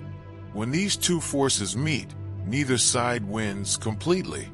Instead, they struggle in a constant tug of war. The solar wind slows down, becomes disturbed, and finally stops at a border called the helipause. This is the true edge of the sun's reach, the place where the solar wind can no longer push back against the greater powers of the galaxy. Just beyond this unseen line, especially above the northern pole of the Sun, the magnetic field of the galaxy itself starts to bend, twist, and flow through the area. It is here in this strange border zone that two unseen powers, the Sun and the galaxy, weave themselves together. In the year 2012, humanity got a look at this border unlike any before. A small spacecraft launched all the way back in the late 1970s finally reached the edge of the solar system. This spacecraft was Voyager 1, a probe built to study the outer planets, but meant to go much farther. Voyager 1 became the first human-made object to leave the heliosphere and enter into stellar space. For decades, scientists had wondered what this crossing would look like. They thought that when the spacecraft passed the helop, the direction of the magnetic field would change suddenly, flipping like a compass needle turning backward. But that was not what happened. Instead of a sudden change, Voyager recorded something stranger and more beautiful. The solar magnetic field did not end at all. It bent gently, twisted, and slowly joined with the galactic magnetic field beyond. It was as though two unseen rivers had met, their currents weaving together into a tangled net of lines that folded, joined, and spun around each other. This finding surprised scientists. It meant that the edge of the solar system was not a clean break, but rather a zone of mixing, a kind of cosmic handshake between our Sun and the galaxy. These magnetic fields above the heliosphere are not just background details. They play an active role in the life of our solar system. In fact, they are like both guards and pathways. From the farthest reaches of the universe, powerful particles race through space. These particles, called cosmic rays, are born in violent places, exploding stars, jets of energy from black holes, and massive supernova remains. They travel at nearly the speed of light, carrying huge amounts of energy. The magnetic fields at the edge of the heliosphere decide how many of these particles can enter our solar system. Sometimes the interstellar field blocks them, sometimes it bends them aside, and sometimes it guides them straight toward Earth and the other planets. During times when the Sun is active and stormy, its magnetic shield grows stronger, making it harder for cosmic rays to get inside. But when the Sun becomes quiet and calm, its shield weakens and the galactic magnetic field pushes harder, letting more cosmic rays stream in. Scientists have even found that many of these particles come more easily from the direction of the galactic north above the flat plane of the Milky Way. This is not just theory or guessing. Tools have actually seen signs of these magnetic battles. The spacecraft IBEX, which stands for Interstellar Boundary Explorer, along with the Cassini spacecraft that once saw Saturn, have spotted a strange glowing shape in the sky. They found a faint ribbon of energetic particles stretching across the heavens, like a scar drawn in light. This ribbon seems to line up with the direction of the nearby interstellar magnetic field. In other words, it is a visible mark left by the unseen forces pressing against our solar bubble. This finding was strong proof that the Sun and its heliosphere are not floating freely or untouched. Instead, they are being squeezed, shaped, and even wrapped by the galactic magnetic fields around us. Yet, despite these findings, the true shape of these magnetic lines is still a puzzle. Scientists are still asking, are the lines neat and smooth, curving gently like the field around a simple bar magnet? Or are they twisted and tangled, knotted by old explosions, stirred by the spinning of the Milky Way, and moved by winds from countless stars? The answer is more than just a matter of curiosity. The way these lines are arranged has a direct effect on the future of space travel. Magnetic fields can speed up particles to nearly the speed of light, or they can trap them in deadly belts of radiation. They can disturb spacecraft signals, expose astronauts to harmful cosmic rays, and even confuse navigation systems that rely on charged particle flows. So, how strong are these strange fields? Measurements suggest that the magnetic field just outside the heliosphere has a strength of about 36 micro.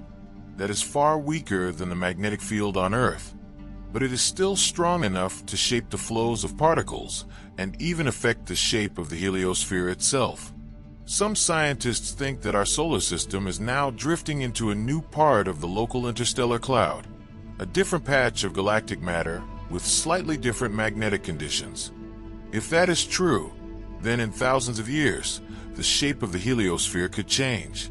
It might shrink or grow, offering more or less protection from deadly cosmic radiation. Over such long times, the very environment of our planets could be changed by the unseen magnetic powers of the galaxy. There may even be a link between our local magnetic field and one of the Milky Way's biggest and strangest features, the North Galactic Spur. This is a gigantic arc of gas, dust, and magnetic activity that rises above the disk of the galaxy like a great arching wave. Some researchers think that the interstellar magnetic field surrounding our solar system may line up with this huge structure. If so, then our solar system could be sitting inside a kind of wide magnetic passage, a channel through which particles, dust, and radiation flow across the galaxy. If this link is real, then our solar system's place in the galaxy is not random, but part of a much bigger cosmic design. To uncover the truth, scientists are already preparing new missions. One of the most promising is the Interstellar Mapping and Acceleration Probe, or IMAP. This mission is planned for launch in the late 2020s. IMAP's job will be to map out how particles speed up at the edge of the heliosphere and how the galactic magnetic field shapes that process. Its tools will be far better than those of IBEX or Voyager. With sharper vision and more sensitive detectors, IMAP may finally show the true shape and direction of the unseen lines above the Sun. For the first time, we may be able to see not just where our solar system ends, but how it fits into the grand magnetic design of the galaxy. The more we learn, the clearer it becomes that the edge of our solar system is not a quiet border. It is a living, changing frontier, a battlefield, a shield, and a doorway all at once. The heliosphere protects us, yet it is also open to the greater forces of the galaxy. The magnetic fields that twist above the Sun are not still. They bend, weave, and ripple, shaped by the life and death of stars, by the spinning of the Milky Way, and by the restless winds of space. They decide how cosmic rays reach us, how spacecraft travel, and how humanity may one day journey to the stars. Space, it turns out, is not an empty void. It is full of power, and at the edge of the Sun's great bubble, where our star meets the galaxy, the unseen web of magnetism reminds us that we are part of a much larger cosmic story.